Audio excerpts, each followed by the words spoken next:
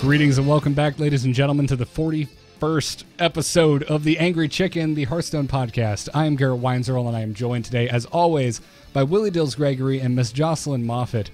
But you guys, I'm not going to ask you how you're doing today, because we're also joined, for the second time ever, please welcome him back to the show, Mr. Ben Brode, the senior game designer on Team 5, better known as the team making that game we talk about called Hearthstone. Ben, how are you doing, man? Oh, I'm doing so good. I'm so excited to be on The Angry Chicken again. Welcome back. We're glad to have you. We were very excited when we got news that you would be returning. We've had questions for a long time, Ben. So prepare to be berated. Fix this, change that, nerf this. No, it's probably not what's going to happen. Before you guys ask any questions, I have a question for you guys. Oh my God. Okay. No, it's not allowed. We didn't agree to this. Faces. I am not prepared.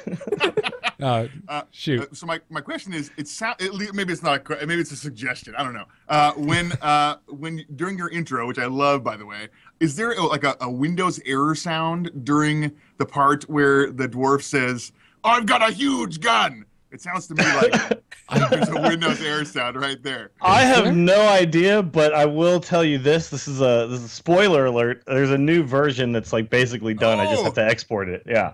Oh, are we getting a preview? Which I wish I could, but my my computer's not tied together in that way. Oh, I'm very excited. You must have quite the ear if you caught that. I have no idea that that's actually there. I listen to it every week, and I'm like, did I cause an error somewhere? Like, as do I. Like, oh crap! I closed the program. I'm going to go back tonight when I'm editing this and listen to that with a fine-tooth comb. I don't know either. He even knows the spot. Okay, so now we have a way to pinpoint it. Every week to make sure I told you the exact moment. You're like, in there. Yep. That makes me happy. That is better than any review we've gotten. Ben Brode asking if there's a error sound in our intro music. You should, actually, that would be funny if you left a review and you're like, would have given it 5 stars except for the error sound in the intro. Well, that's when we go, it was intentional. Yeah. It was all intentional. On purpose. It's an Easter egg. You found it, sir. Good job. Now add that to the star. Yep. Thank you. You earned a free pack of cards in Hearthstone. Congratulations. Oh, that's great. So welcome back. How have things been over at Team 5? Are you just buried under the weight of releasing Naxxramas, or have you been able to kind of sit back and enjoy the game actually being out and people being able to get their hands on this new content? I mean, it's just amazing to see people playing with all the new cards and trying out. I mean, for me, I was most curious about how people respond to the single player missions, because it's so different than anything that we've done or like traditional card games haven't done at least this method of distributing cards. So I was very curious to see how that went across, especially interested to see how kind of my translations of the iconic Naxx bosses came across to people. So it's exciting to see people finding some of the little Easter eggs I hid in some of the dialogue and cards and things like that. I've been enjoying that a lot. You actually wrote all the dialogue, correct? Well, pulled some, but I wrote, yes. I mean, some of it is straight out of WoW, of course, right? But everything on Team 5 is very collaborative, and so I kind of write the first draft of it, and then we send it around, and people are like, "That's all terrible. Get rid of that. This one thing is good. You can write that. That's fine." You know, we're all very collaborative, so we kind of pull it all together into something that we all think is really awesome. Nice. I have a question, real quick though. Yes. Had anybody even thought of silencing their own Doomsayer ever for the first wing? Did you guys ever think of that? So I'll tell you a little anecdote about that particular bug. You're talking about the bug where if you silence your own Doomsayer, the AI doesn't attack. The AI basically, I think it just thinks I can't play anything because then it will die at the end of the turn. Right. I feel like that's the logic that's being used. Yeah. We had an AI programmer who went on to do something else recently, and he was passing over the AI system to me before he left and teaching me how to code AI, which it was a really awesome challenge for me, and there was a lot of really great things I learned about the system. But one of the things he was showing me was this code that was like, there's a function that's like, don't play minions, and it was like, hey, is there a Doomsayer in play? Don't play minions. And I said, well, apparently he was regaling the story to me recently. He said, when he was showing me the function, I asked, well, what happens if it's silenced? Won't that be a problem? He's like, oh yeah, it would break if that happens. But But we like, who's gonna do this? No one's gonna do this. And then I guess we didn't think to actually fix the bug at the time, and so it made it all the way to release. But that's fixed now. Yeah. You can't do that in the current live version. I did have to try it myself, and I was a little late on that train. Unfortunately, I actually came up with actual decks to beat those bosses. Oh well, silly me. Awesome. Well, let's get into the questions here. You know, first we want to talk about Curse of Naxxramas. I feel like we'll probably also talk about like eSports and maybe a little bit about the future of the game. What you can tell us today, Ben. Great. But let's starting with Naxxramas. I was really curious just what the overall process was like. Designing this adventure. Obviously, it's the first one. So what was it like trying to make it where it was still challenging to players who have a large collection of expert cards? But still accessible to new players or even free-to-play players who are purposely trying not to spend any money and have very limited card access? Well, I guess at first we were trying to see if we could have kind of one version of Naxxramas that is beatable by players who are new to the game and is a challenge to hardcore players, and we pretty quickly realized that was going to be impossible. There's no way to do that. And the kind of the core goal was, if you're new and you plop down money or gold to buy Nax, you should be able to earn the cards, because it would feel really terrible if you got in and then you spent your money or gold and you just like lost over and over and over and over and over and over again, because presumably you want the cards to play with. That's one of the reasons you spent the money or gold to do it in the first place. So we wanted to make sure that you could beat all of normal mode if with basically only basic cards. We went through and even just used the stock decks. I think with the very best players could use those kind of 9 pre-constructed decks to beat normal mode Nax. And it's interesting. I think actually, even though you could beat it with those, it's still fun. Actually, just beating bosses is fun. Seeing the other guy explode and seeing the cool different things that they do, like, it's still entertaining. It's just not. It's not entertaining for a really long time. It's like, oh, I beat that guy and that was fun, and I got the card, and I'll play with it, I guess. Right. But it's not like WoW where you're grinding it for loot. Which right. By the way, I want you to know, and Team 5, hopefully to listening, that Naxxramas being added to Hearthstone, it was such a good kind of representation, I feel, of Naxxramas from World of Warcraft, that Dills and I got together this weekend and ran through it with some of our guild members. Awesome. Yeah. Like, you want to go do Naxxramas again? Yeah, I feel like doing Naxxramas again. Let's get in there. We actually I logged in. I just sent the call out to the guild, and tons of people wanted in, and we just ran. And I didn't realize I could probably solo this at this point. Naxxramas. Well, it's really simple now. Anyways. But it was cool just seeing all the bosses again and feeling this. Now I was feeling nostalgia for Hearthstone all of a sudden while I was playing WoW. Nostalgia? Yeah, exactly. I was like, I want to go play Hearthstone now. Yeah, when you get into like start a new gnome or dwarf character and you see a Chillwind Yeti for the first time, you're like, oh yeah. Jeez. It's great. Anyway, so we wanted to make the heroics kind of that challenge for the players who are pretty good at the game. And even then, we didn't want to make it like soul-crushingly hard. I think we wanted it so that a good percentage of people thought it was pretty fun and difficult. And so far, it's turning out that it's a pretty small-ish percentage of people who are actually able to beat the heroic bosses, but not minusculely small. It's just a much smaller percentage than the number who are defeating the normal bosses. Yeah. So that was kind of why we split into 2, is to kind of capture the most number of people. We didn't want to put a ton of pressure on the heroics because they are much harder than a lot of people will ever be able to do.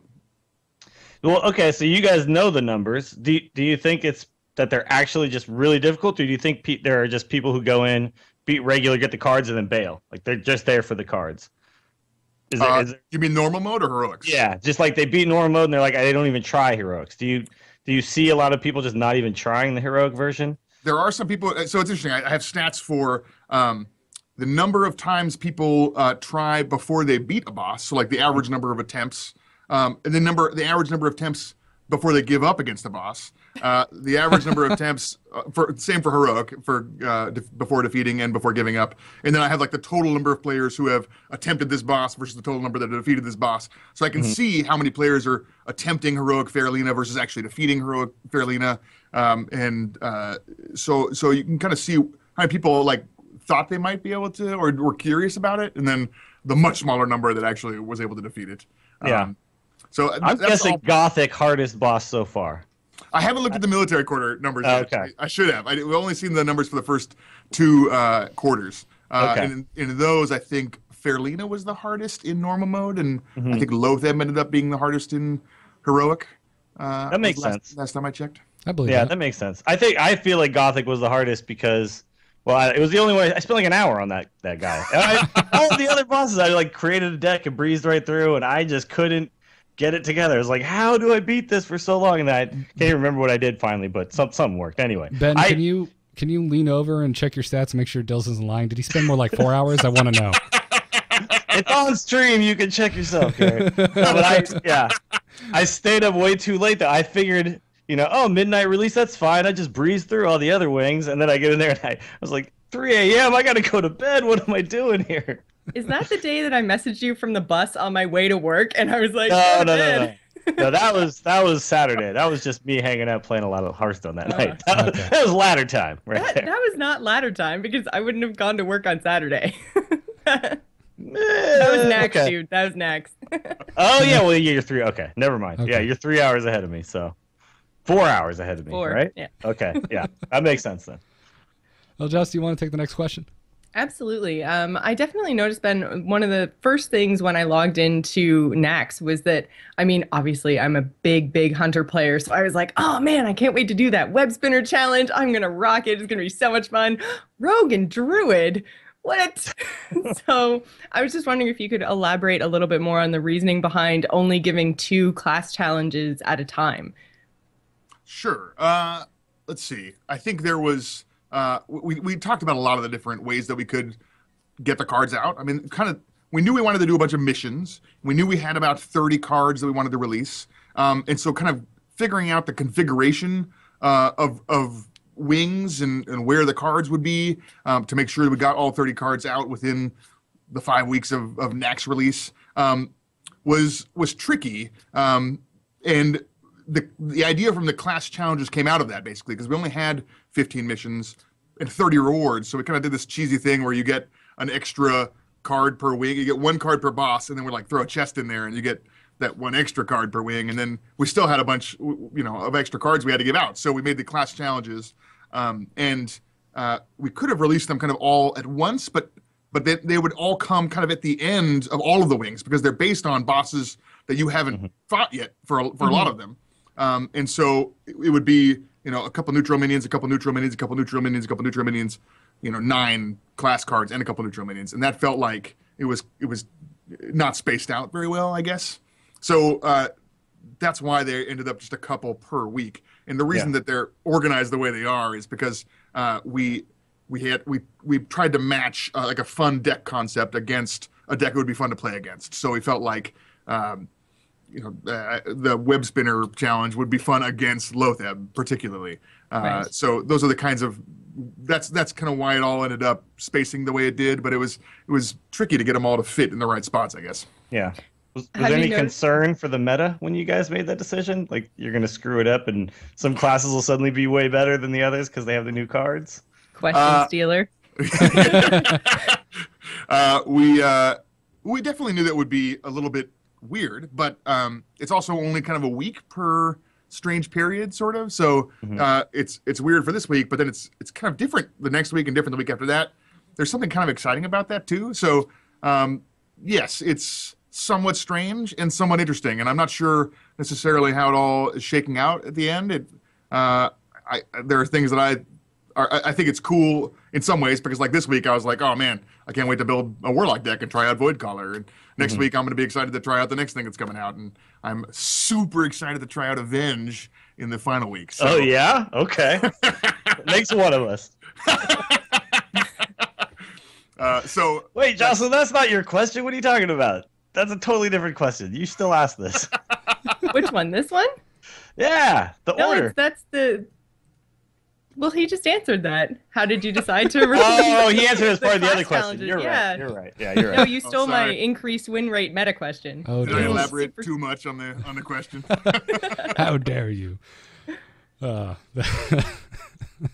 I think that it actually didn't have that effect. Although I could see why you guys putting them out, there might have been that concern because you don't really know how powerful any of these cards are until they actually hit, right? I mean, I'm sure you guys have an idea, but once they hit, that's when you really know, oh crap, this card is really good, or this card is not as good as we thought, or whatever it is. So, but it didn't end up working out that way. So, is it my turn? Do I have a question? Absolutely. Yes, it's your turn. Okay. Well, my question to you, Mr. BD Brode, is what is your favorite card out of all of the 30 that you guys have introduced with Naxx? If you had to pick one card, Even if it hasn't been introduced yet. yeah, even if it's not out yet. I know. No, besides Avenge, besides Avenge. It's Avenge. Come on. Clearly. I'm so excited, you guys. Everyone hates on this card. I don't get it. It's a really good card. All right. You watch. That Okay. I'm going to put it in my eye for an eye deck. And Avenge. Duplicate Avenge. Best cards in Naxx. All right. I'll take your word for it. I will make my duplicate deck, and then I will make my Avenge deck. We'll see how that goes. I wanted to talk about Avenge, or not Avenge, Duplicate, because I listened to your show last week. Was about Duplicate was part of the.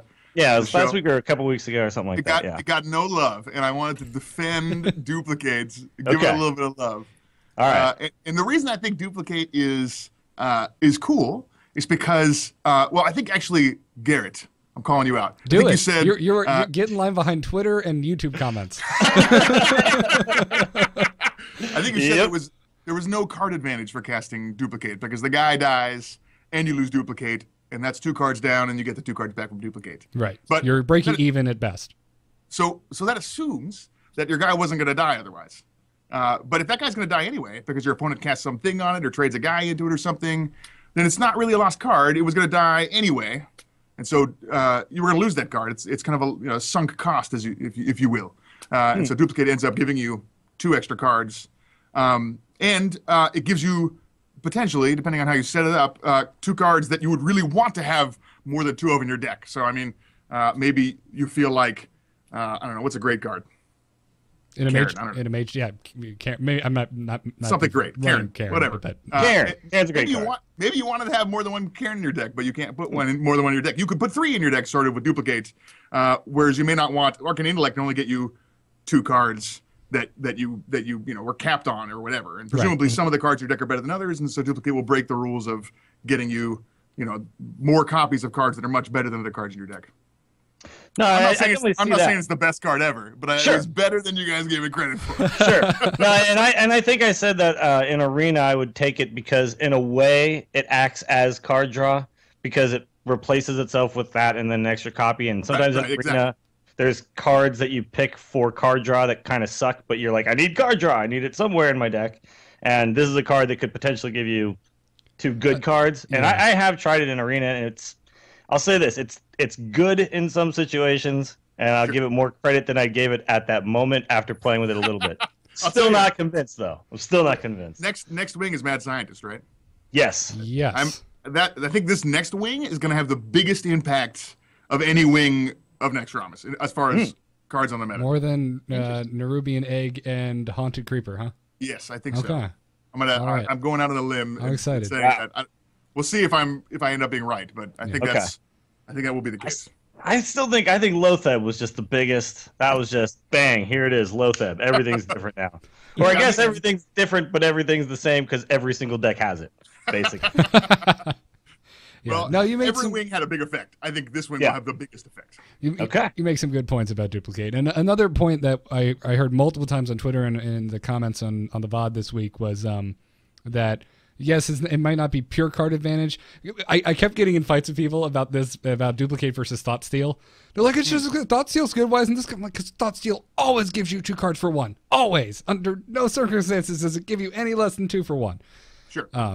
But and Duplicate, if you top deck it, you're like, if I have no guys in play, I'm really sad. But Thought Steal, I can play it and do some stuff. Yeah. But a point that was for the card that was brought up that I actually think was a good point that wasn't mentioned last week was that it gives you the gas that you sometimes need to go against long game control decks.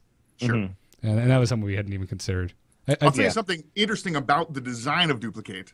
That's something that we consider a lot when we design cards, is that cards like this are scary in the way that Faceless Manipulator is scary, because we can never get cards to be exactly the right balance level. I mean, we get them, I think, very close, and then there's too many interactions and too many this card is is good, and then very slightly over the edge in this particular combination of other cards.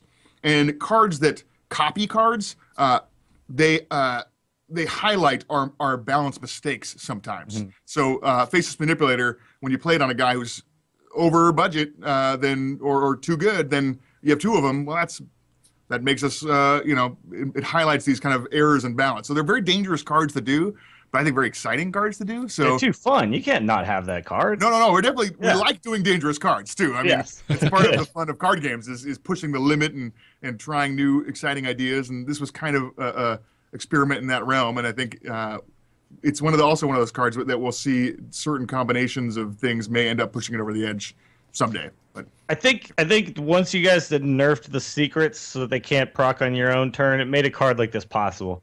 Because yes, I mean this would be insane. This card was the reason we made that change. This card, okay, yeah, because you couldn't. I mean, if I play Leroy and then I kill something or whatever it is, I don't know. Leroy may be a bad example because it might not really work in that way. But I just tell myself I want 2 more Leroys. Like, okay, so I just play that, play duplicate, kill something with Leroy. Now I have 2 more Leroys, and then So it makes that this card being possible isn't insanely good, and it actually fits into what the game does. So, and I have one more tack on question before we move on to hard hitting questions. Ben, can you come on every week and challenge my opinions of cards, because that is awesome. I'm doing a guest star in my own car as I listen to it on the way to work. I'm like, He's like, what are they talking about? That makes me so happy because that card is so good. Oh my god. That makes me so happy to hear, because I noticed that my favorite podcasts are the ones where I'm yelling back at them. It's like, what are you talking about? That movie was amazing.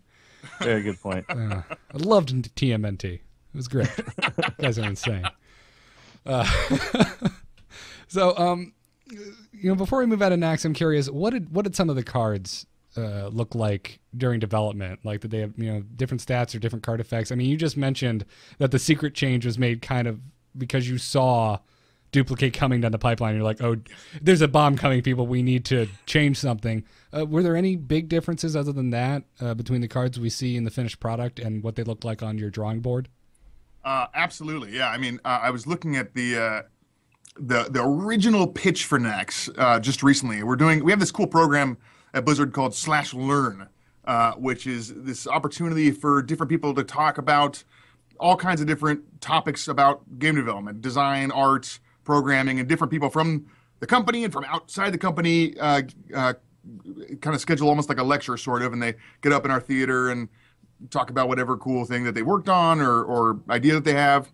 And I'm doing my first /Learn for the company in a few weeks about designing Naxxramas. And so as part of the process for preparing for this kind of post-mortem or kind of going through like how we designed Naxx and how we came up with certain ideas or things that we tried didn't work, I looked at the original pitch and then looked at kind of the path it took towards becoming a final card set. And I looked at the original pitch, and of the 30 cards that I pitched, only 3 of them ended up in some form in Naxxramas. So most cards didn't make it, and then even the second pitch, only like 6 or 7 cards made it. And even those were wildly different than the kind of the final forms. And I mean, just the numbers are all totally different. I think the original Nerubian Egg pitch was a 1-cost 0/2 that created a 5/5. Oh my god! But when we design cards, we don't pay a lot of attention to like exactly how balanced it is. That's something that we is a process kind of honing and polishing. We do a ton of play testing with it, but when in the kind of this concept phase, when we're just throwing ideas at the wall, we just say like, okay, the idea for an Nerubian egg came from, hey, we want to provide maybe some answer to AoE if you're frustrated by getting your board cleared all the time. We want to have some fun. I think that card is a lot of fun. Puzzle. How do I get this thing to pop? What cards can I interact? And so we knew we wanted to do something like that. And then balancing it is a problem for if we even like the idea. And maybe a lot of the cards we didn't even like the idea. Like, hey, what about this? And it wasn't like, oh, it should cost 4. It was like, no, that card sucks. Don't do it at all. So that's the kind of starting process. So every card in Naxx went through some kind of iteration, whether it be completely scrapped and replaced with a new card. Maybe several times. We often will try this and then try that, try this other thing. or just some numbers tweaks. Mm-hmm. Oh, that's cool. I gotta say, as the cards have come out, I don't feel like anyone has just been like, this is a blowout, or this, some cards have been like, yeah, it's terrible, duplicate. But those cards, stop beating him up. Those are the cards as they come out are not gonna just overpower everything. You guys did a fantastic job with the balance here, and I don't see any of this stuff needing to be changed at any point. Well, so a lot of the credit for that goes to our new super talented team of balance designers. And they are kind of a new addition to Team 5. Team 5 has been growing like crazy, by the way. I think it's over 30 people now. I mean, it's a massive change from where we were just a few months ago. And awesome. We have a team of 3 guys. We're hiring one more guy or lady, anybody, to join the team. And the job rec is up on our site right now if anybody listening wants to apply. But these guys are just super talented Hearthstone players, and they've been helping us get to the right spot before release, which is something we didn't have as much. We relied a lot more on beta testing and internal testing and that kind of thing for balance changes during the beta. So hopefully you can tell with this Naxxramas is the first release where we really had dedicated guys that are super talented looking at balance. So super talented is required for the balance, which explains why Robert Young is not on the balance team as CM instead. He's in the chat room, by the way, so just a little burn, just a little dig. I beat him in a shit match. All right, let's move on. Non-Nax design and balance. So the question is class balance fairly even? This is just kind of a question that I don't know if this is even something that matters or not, but I'm just curious, and there's no way for me to send Styles in the chat room right now saying, wow. Sorry. I think you got his last name wrong also, didn't you? All right, anyway. I'm just kind of curious about this, but is there, so we've got, the Americas, EU, and then you've got, Asia. Is there any major crazy differences in class balance, or are you guys seeing a fairly consistent numbers across all of the regions, or is like the meta just insane in some of the other places? I don't play outside of the NA, so I don't really know. I know some players do, but I'm just curious, when you guys look at the internal numbers, do you notice anything weird, or players coming up with crazy stuff, or is the game kind of, doing what the game does in all the places? I'll tell you, we have our amazing balance designers are playing at high levels on different regions, looking for different things. But when I look at the stats personally, I don't look at the balance stats too often because these guys are kind of dissecting it and doing all that kind of data analysis. I don't look at it by region. But even like right now is the hardest time to look at balance numbers because every week things change really dramatically. People are experimenting still quite a bit with the new cards, and so it's really hard to say kind of which decks are best right at this moment, and it changes, basically each week. So, and it's still going to change as soon as Avenge hits, man. It's all going to. Yeah, of course. Of course, Avenge, yeah. It's going to be nothing but duplicate mages versus Avenge paladins. Oh, yeah, at the top of the ladder. I can't wait. All right, so this question I just had because this game it's a game of information, and especially at the high level, you see some of the changes you guys recently made, which was I guess it wasn't supposed to be the way it was originally before, but like the death rattle changes, now having to remember what order cards are played in has kind of upped the skill level. Mm-hmm. How do you guys feel about changes to the game at some point that would make you have less information as a player? So things like not being able to see the other person's mulligan phase, or being able to shuffle the cards in your hand, or things like that where you don't, because currently you can kind of keep your eye on a card, kind of watch it. They hover over it every now and then. You can maybe kind of start to guess what that card is. Have you guys thought about maybe taking more of that information out to kind of up that skill even more, or is there any conversation at all about that kind of stuff? We talk about it. I think there's two different answers for the two examples you gave.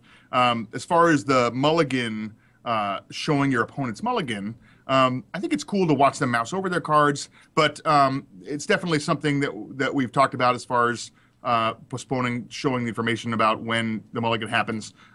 It's one of those things that it makes almost no difference to most players, Sure. and so it's less high priority than things like spectator mode or new card sets or things like that. But it's something we talk about, and I think that we can go back to looking at that type of thing. But I do think that the ability to see kind of which card your opponent is mousing over and kind of remember something about that, like, oh, that's the I don't know, the web spinner that the beast that he drew. It's right there. I know that that's, or whatever.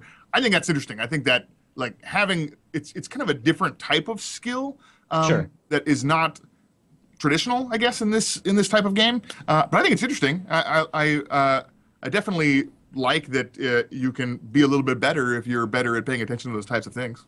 Yeah, I think a lot of players take that kind of stuff for granted, but if you're like, I used to play a lot of poker, and in poker, you pay attention to a lot of weird things like that. So paying attention to how long someone thinks.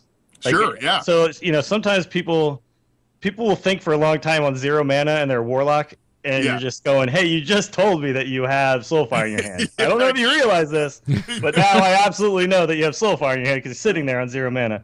But that kind of stuff. So, but that, just an idea that I had because I watched the tournament, and both players were basically sitting there waiting for the other guy to mulligan first so they could get the information that the other guy wouldn't get. I was like, oh, yeah, they should just do these at the same time or something. But I don't think most people will think about this stuff. So you're saying when I groan and moan when I'm on a Skype call with Jocelyn when we're sparring against each other, that's a bad thing?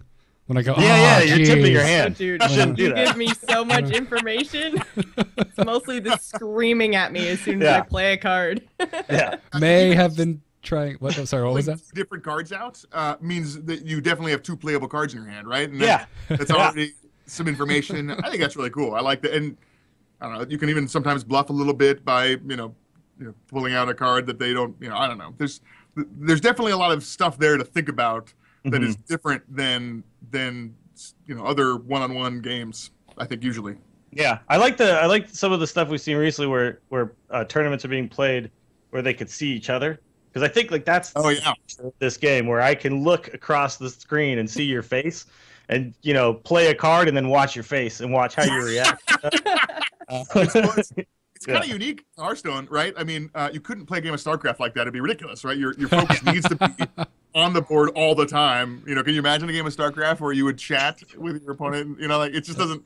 Oh, he smirked. And that's it. He smirked. There are ghosts in my mineral line. He smirked. I saw. That's the ghost in my mineral line smirk. I know that.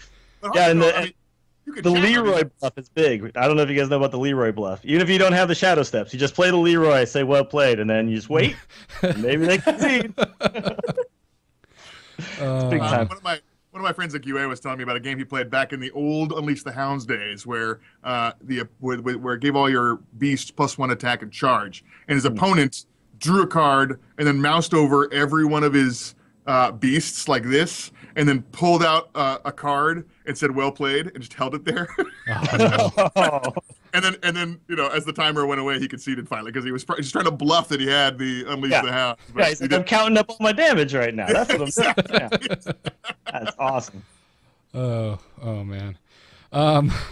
So I want to check in on observer mode. I know you talked about it already this week or last week in other interviews. But is there anything you can tell us about its development? Any features you're thinking about adding? Like, I mean, selfish question. I'm curious if it is also going to bring saved replays, because in StarCraft it's kind of 1-on-1. Like there's observer mode, and it's also kind of plays with the saved replays. But I'm curious if there's anything else you can speak to observer mode. I cannot speak to anything about observer mode. Actually, I'm not working on observer mode right now. I'm working on other stuff. I walk by Derek's desk and I see like little user interface bits, and I'm like, "Ooh, what's this?" But that's like as far as I know. I don't even know if any of that's if that's early concepts or what. So I don't know even how far along it is. I'm so working on other stuff that I can't answer any of those questions. Plus, they wouldn't want me to answer those questions yet anyway. I think they have exciting reveals planned for all those things. So I'm not allowed. You totally just broke Garrett's heart. No, I don't know. Observer mode never coming out. Confirmed. No, it's coming out soon, Dills. It's soon. Today, I hear I'm working on stuff, and I hear people going, "Oh, spectator mode, spectator mode, spectator mode." So they're working on it. They're talking about it. Things are happening. Yeah. No, I can totally respect that. It's something going into this, and I appreciate you even let us ask questions that you're just like, no, I cannot answer that. What is wrong with you? I'm glad that we can at least answer that and get it out of the way. You know, it happens. What if all three of us give duplicate like a B? If we upgrade our we our can letter I'll grade, go to A plus, man. I mean, both of them was my only sell A. my but- grades. It's doable. Ben comes in with the okay. You will be able The to. grades were purchasable. I could Yes. I could do Yeah, yeah. We can run an auction here. You versus Yang Wu. We'll see. You know. I'm just gonna put this out there. We really want to do another Angry Chicken Invitational, but man, it takes a lot of work. I feel so bad for like Chan Man who puts on all this stuff. I'm like, oh, it's so much work, isn't it? But you know, you got to give it up to the community who's like just forging ahead because this game is so damn fun. But once Observer Mode is here, the floodgates are open. Yeah, I mean, we totally agree. That's why we're working on it right now because we want to get it also. It's important to us. It's one of our big focuses currently. Sweet. All right, so I'm just gonna bring this up. I don't know if this matters at all. It probably doesn't. But I'm just curious your opinion. I'm just curious your opinion. Mind control. We changed it so long ago, and everybody was raging so hard about mind control.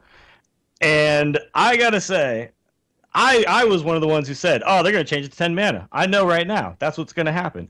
And then it got changed. How do you feel like it would be now if it was back to 8 mana? Do you think that card, are you guys still like, it was just a fun thing, it doesn't matter? Or do you think that in the current meta, just personal opinion, it would be okay at like 9 or 8 mana? Mind control, you kind of have to consider from two perspectives. From a balance perspective, it was never a problem.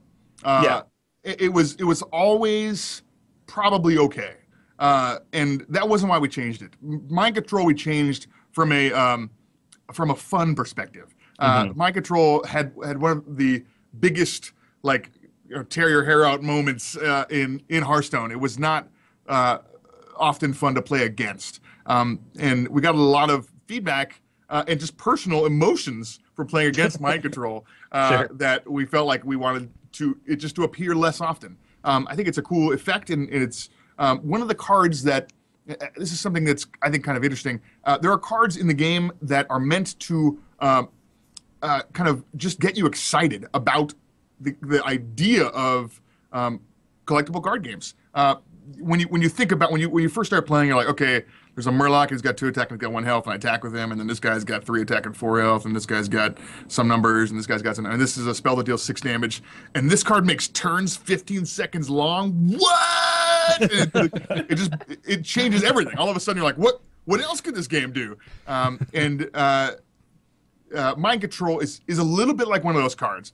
For new players, when they see mind control, it blows their mind. They're like, I can take one of their guys? What? And so I like it being in that space. And even if it shows up every once in a while, that's fine with me. But I don't want it to be a card that every priest runs 2 of all the time and is just part of the thing that you have to consider, because it isn't as fun to play against as other cards they could be playing. I think, honestly, if it was back at 8, it would be okay, but it would bring back the weirdness of the control matchup against Priest, which it was just like, I can't play Rag. I could never play Rag. I just never could play Rag. Okay, so how do I beat him without playing Rag? Yeah, I had to set up weird, okay, I'll play Sunwalker, I'll take that, and I'll Black Knight the Sunwalker, and I'll take my Black Knight, and I'll it was... Gotta plan 5 turns ahead to play my Rag. Yeah. That's not fun. I have 2 other bait cards in here. They're just good enough that I think he'll mind control it. Yeah. Exactly. That's actually still it's definitely in the game. I mean, you try to bait out the especially against priests, you try to bait out the shadow word deaths and stuff still. But man, baiting out mind control. Whew. I'm just glad I don't have to do it, but I just was curious what your thoughts were on now at this point. Sure. Justin, we'll take the next email question. I'm just in email, automatic host mode. Oh man, I'm not prepared for this. Hang on. So yeah, just switching gears here a little bit over to esports. I know a couple weeks ago there was actually a tournament in Halifax, which is huge because everyone forgets that we exist. So the fact that there's actually something local I can go to and potentially qualify to go to BlizzCon and play in a tournament is just fantastic. I mean, I was so super stoked. I couldn't end up going, but just the fact that it existed made me very, very excited. So besides, obviously getting to top 16 in every season, these tournaments are popping up all over the place that you can actually use to get to BlizzCon. How do you decide what actually makes a tournament a qualifier? Well, I will say that we have an incredible group of eSports people who are working with all these various partners who are putting on tournaments to try and figure all this out, because it's a pretty complicated system trying to funnel the best people into this tournament at BlizzCon.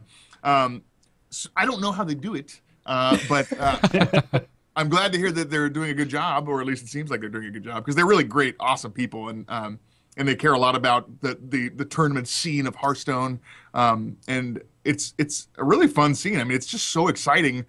All these tournaments, there's always something to watch on Hearthstone. I mean, there's on the Reddit sidebar or whatever, there's always like these events are coming up, and there's always an event, it seems like, which is awesome. There's always something fun and top level to watch. Yeah, every single weekend. It's crazy. I just got to say, I'm glad you guys are offering those, because some of us can't sit and play ladder all day and grind to top 16. So at least there's a glimmer of hope. Man, I could get to BlizzCon if I could just, do well in one tournament. Dills, so it's great. You're clearly not selling your boss on this, enough, Dills. You just got to go to your boss and be like, listen. Look, I just need some time off work to try to get top 16, okay? You just got to understand. Paid vacation would really be best. Yeah. So you just mentioned that there's something going on every weekend. I'm just curious. You guys mentioned you were surprised early on that there was so much of a demand for this esports stuff, and that's why observer mode maybe wasn't planned for so early. Are you guys concerned at all that this is the bubble is building up and it's going to burst, and this is all happening too fast, or do you think that it's going to come down the pipeline? The excitement's going to stick, right? There's just too much cool stuff going to happen, right? We're not going to lose this anytime. Sounds like you want me to pat you on the back and be like, it's going to be okay, Dales. Yeah, please tell me that there'll always be Hearthstone tournaments every weekend for the rest of my life. I mean, personally, I can't imagine a world without Hearthstone now. I mean, it's here to stay. The team is, like I mentioned, growing wildly, and it's not because we think Hearthstone is going away anytime soon, right? This is a thing we're committed to, and we're going to make Hearthstone amazing forever. And I am excited to be part of that. Perfect answer. Okay. I like that as well. Thank you, Ben. So looking forward as we kind of wind down, we're all pretty jazzed by Naxxramas. You guys have done a phenomenal job with it. Should we be, as we're trying to hype ourselves up, since you can only answer so many questions, should we look to WoW as a hint as to the order in which other adventures may roll out? Since it was Nax, is Ice Crown next? Old War? Trial of the Champion? I'm not going to drop any hints about. I was going to say he's making the he's not telling us anything face. We're trying so hard though. We're going to keep trying.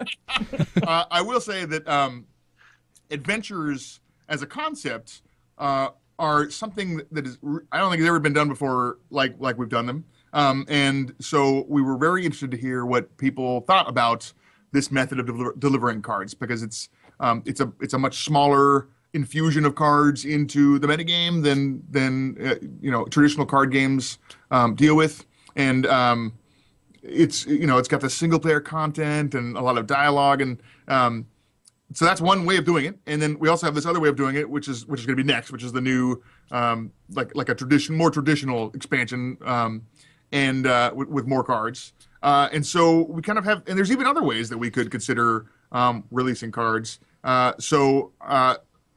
It's all kind of, I wouldn't say it's up in the air, but it's something that we have to consider. We have a lot of options going forward as far as this goes. So I think the Naxxramas adventure turned out really awesome. So and I'm still reading a lot of feedback and stuff, and I think there's a lot of good opinions on things that we did well and things that we could have done a little bit better.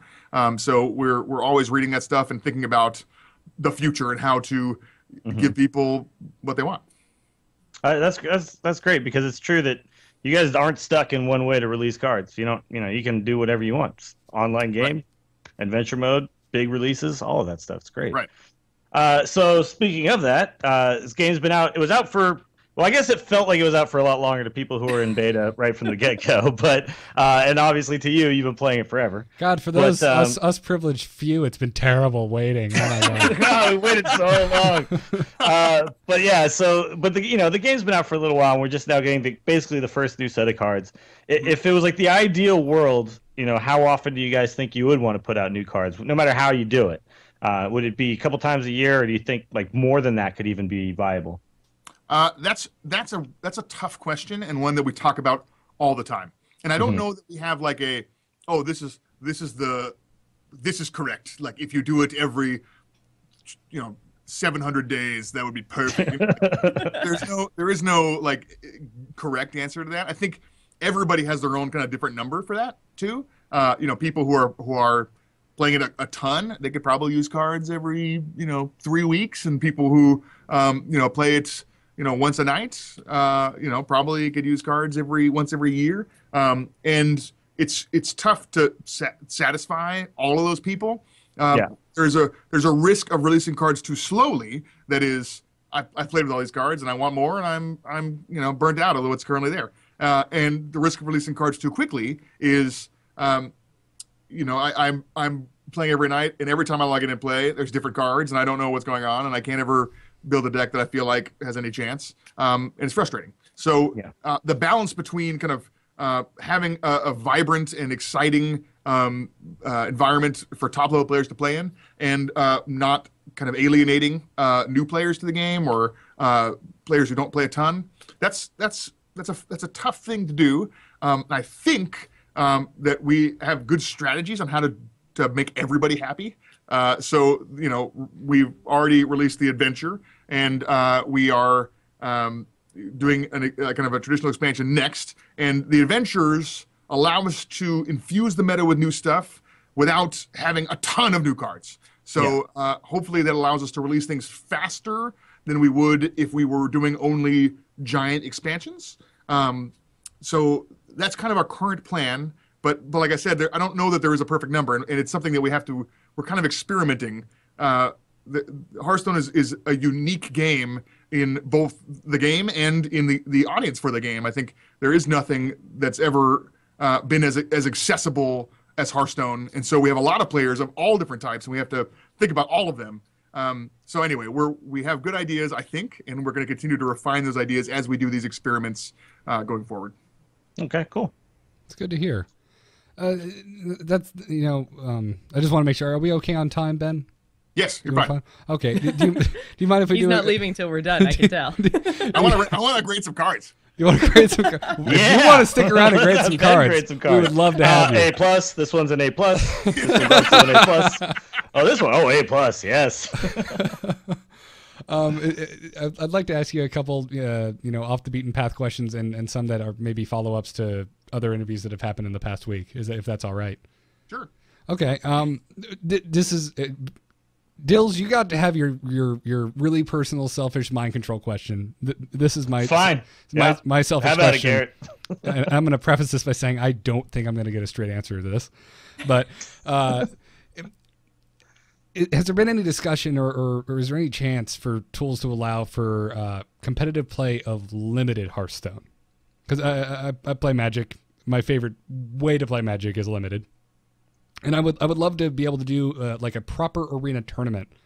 And obviously if you went beyond arena, if you did something that was more like a traditional draft, it would have to be kind of from the ground up, because I don't think the way...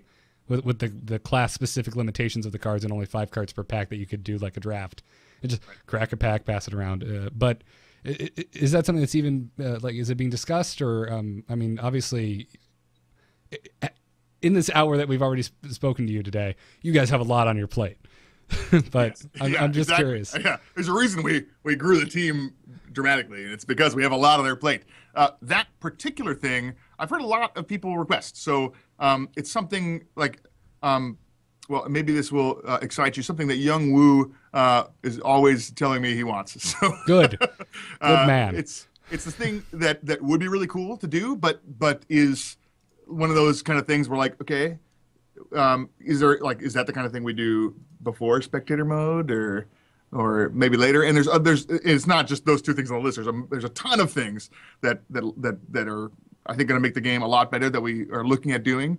That one, I think, is a cool idea.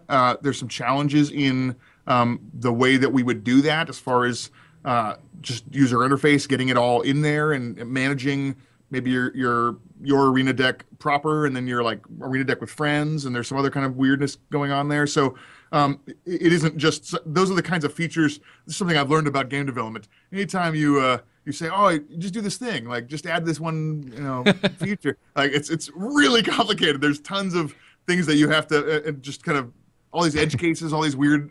I mean, you're an artsy person, Garrett. Yeah, like you do the art. Artsy. Yeah, you do that art stuff. Garrett, add an extra nose to every single person you draw. I do graphic design for card games. And yeah, I get the point. On my level, it's just like, can we just add a bullet point here? I'm like, no, the card text is a freaking book. If you add one more thing, it is impossible. Yeah, it's exactly. not. So I can only imagine with lines of code. We always, my friends, when we used to raid hardcore, we always used to make the joke about in World of Warcraft. It's just like, well, what if they had this one thing? Well, yeah, but then Elix are going to be floating upside down and turning purple somewhere because you changed backspace. World of Warcraft's a good example, because World of Warcraft has been around a very long time. They're celebrating their 10-year anniversary, which is super exciting. But one of the things that when people want this and that thing and the next thing and the next thing, and when World of Warcraft first starts, you open the options menu, or like if you look at the Hearthstone options menu, there's a couple things. But eventually, after 10 years, like the options menu is like, I mean, it's massive. It's impossible to navigate. And that's one of the things that we're worried about, is we add this feature, this feature, this feature, this feature, this feature, and new players come in and it's just buttons and buttons and buttons and buttons, and that can turn off a lot of new players, and that's really important for Hearthstone, is continuing to grow and get even more people excited about the game. So that's something that we think about a lot, is the user interface concerns of adding things, and usually we can add great stuff, but it takes a lot of extra time to do it in a way that is kind of elegant and fits with the rest of the user interface. And so that's something we spend kind of more time on than I think most people even realize. Yeah, as a matter of fact, when I logged in right when Naxxramas was released, well, one of the things that immediately struck me was, well, what happened to my solo play button? And now it says solo adventures. And then when I went in and I noticed that Naxxramas the adventure and also just playing against an AI had been kind of both put under there, I was like, oh, I get why they did this, and it's a really smart solution. Because if anyone's read any interviews with anyone from Team 5, I think you guys have tried it very hard to keep it accessible and clean, I think. Well, that, and we had to save room for the fourth button, right? Sure, the fourth button. Exactly. Let me tell you how it works. It's a little different when you do a podcast, Ben. This is how it works when we do a podcast. We go, oh, that'd be cool. Why is that not in the game? How it works for us. All things can and should exist, if you ask. Yeah. No, I buy it. Yeah, and actually, that's a great way to look at things too, because often that's where great ideas come from. And if you are thinking only about the real world application of things, you miss some of the genius other ideas. So sure, yeah. So good job. It should all be in there. That's as far as, if you want to ask what Dills thinks. I just think, put it all in. So when you and Young Woo and any other members of Team 5 are listening and we sound like just ungrateful little jerks, just know it's because we're just that excited about your game. We're so excited that we just want to be in it more than we already are. We want it consuming even more of our life. That is true. So speaking of like how you were talking about how you guys are listening to the community, I know you have mentioned now a couple of times that there's going to be a large influx of cards. Any chance we're going to get a new class with that? Ooh. Absolutely not talking about any data for new cards. Nice try. We let Jocelyn ask that, because maybe, her nice Canadian ways would...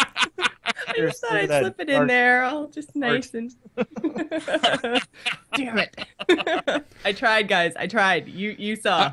I wasn't expecting a yes, and it's going to be this class. I was just curious if it was like a no. There's no way it's ever going to happen in the next. Wouldn't it have been great though if he was just like yes. No, he's like moving on. Yeah, it's Death Knight, of course, because we're going in order. Look, it's a new class. That would have been insane. Just happened. We're spoiling. The new class is chickens, and they're all angry.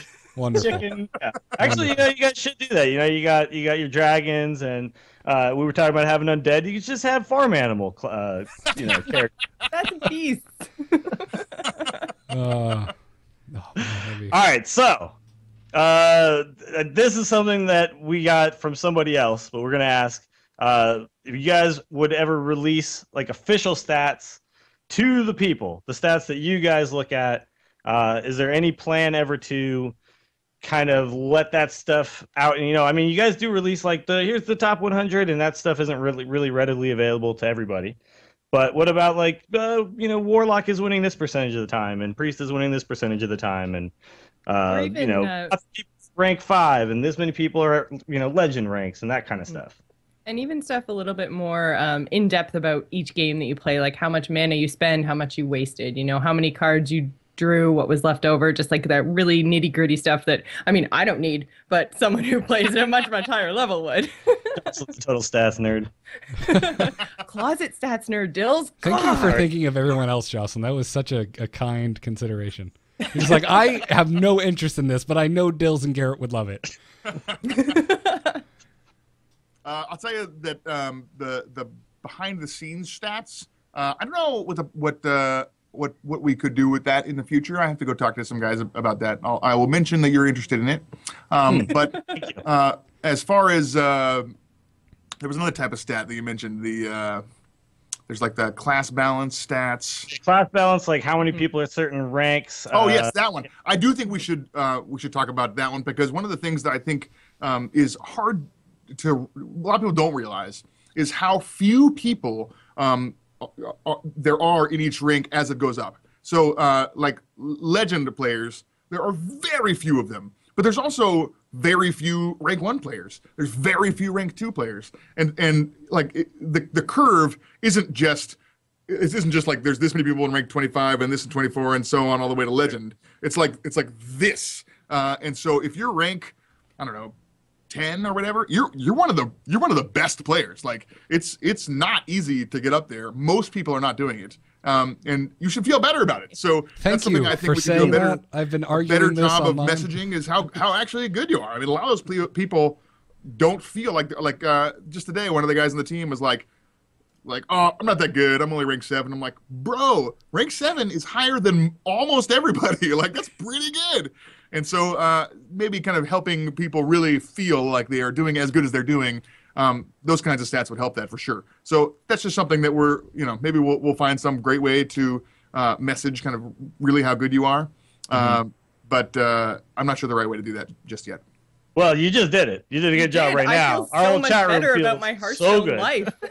yeah. I can't. Man, how to inflate the self-esteem of 350 people all at one time by Ben Brode. I'm really glad you said that though, Ben, because this is like the argument I have a lot with folks on the internet. It's like it's actually, if you're above 10, that's good. It's way better than a lot of the nerds on our Hearthstone are giving people credit for. And I used nerds as a term of endearment.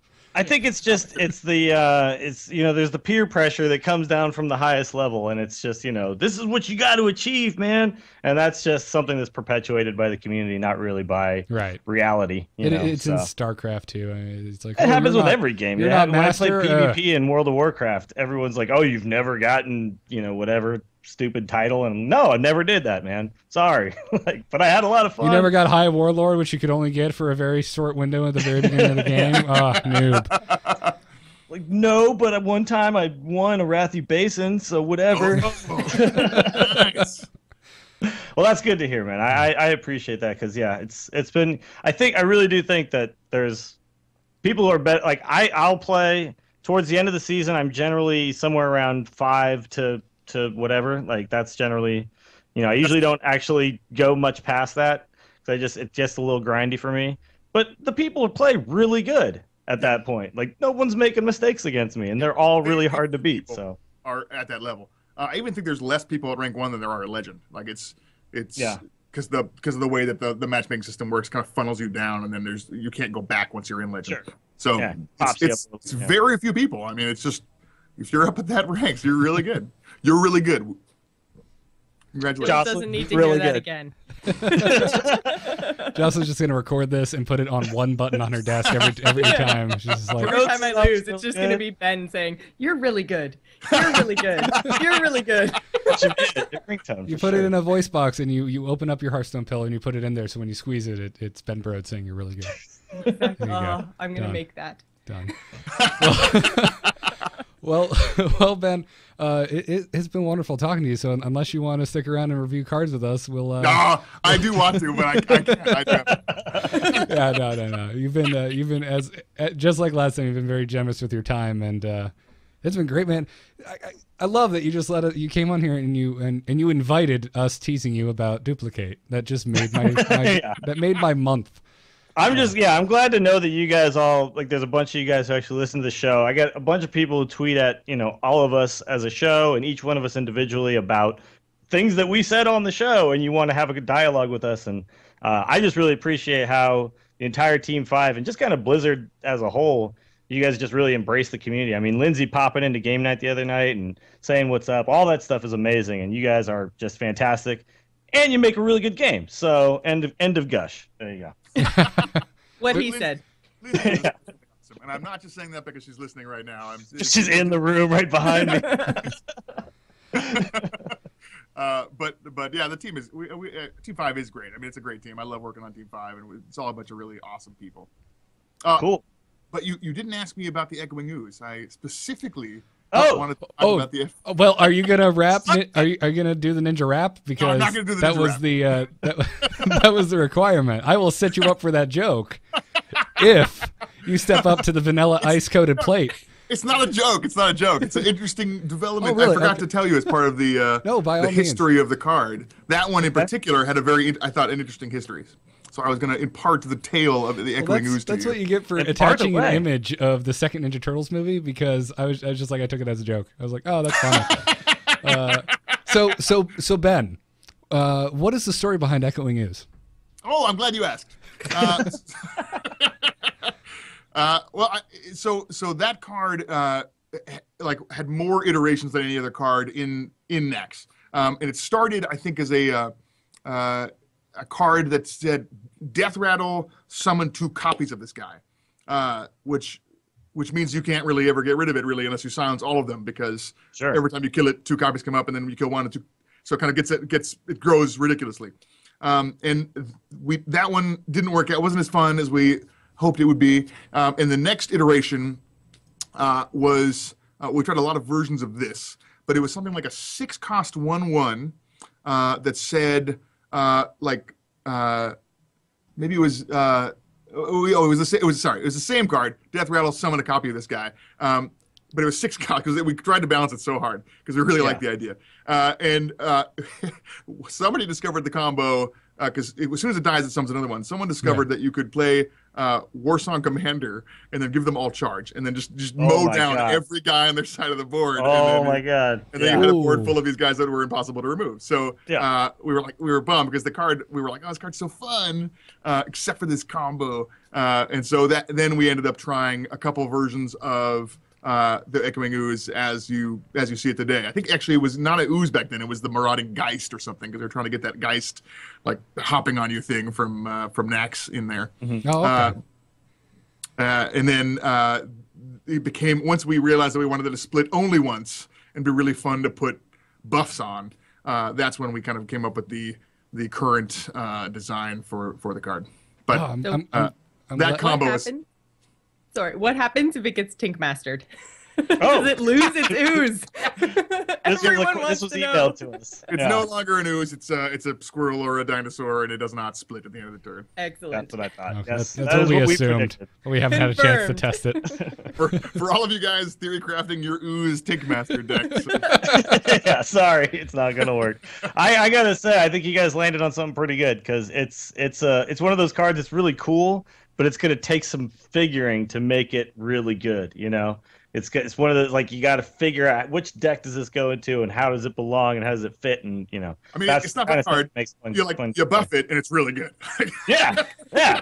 But if you fill your deck full of buffs that might not be good without that card, then oh no, So yeah, it's a cool concept. I'll tell you, the card I don't think is perfect because it's a little bit weird. It's got a battle cry, and then it does something at the end of the turn. So it's like got a battle cry that's not immediate. It's kind of a delayed battle cry. That's a little confusing, but we were so excited about this card and what it did. They were like, it's fine. We'll just do it. So that was why we were concerned. Like, we were confused. Like, well, what happens if it Tink Masters or any other card that changes what it is? If it, I don't know why you'd hex it on your own turn, but yeah, we did want to. The visual kind of helps a little bit with understanding what it does. It's got like a big, if you played it in the class challenge, it's got a big kind of green ooze bubble, and then it kind of splits off, and both bubbles go away. So kind of amoebas out of itself. Yeah. So it's. I mean, I think you just basically added kind of a new mechanic. So other cards in the future could have the bubbling amoeba mechanic, and it'd be fine. Bubbling amoeba mechanic. Yeah. If Ben hadn't already said always probably okay, that would be the title for today's episode. Yeah, always probably okay. It's pretty good. I don't remember exactly in what you were referencing, but it was when you were talking about mind control. You were saying as far as balance was concerned, it wasn't the issue. It was always probably okay.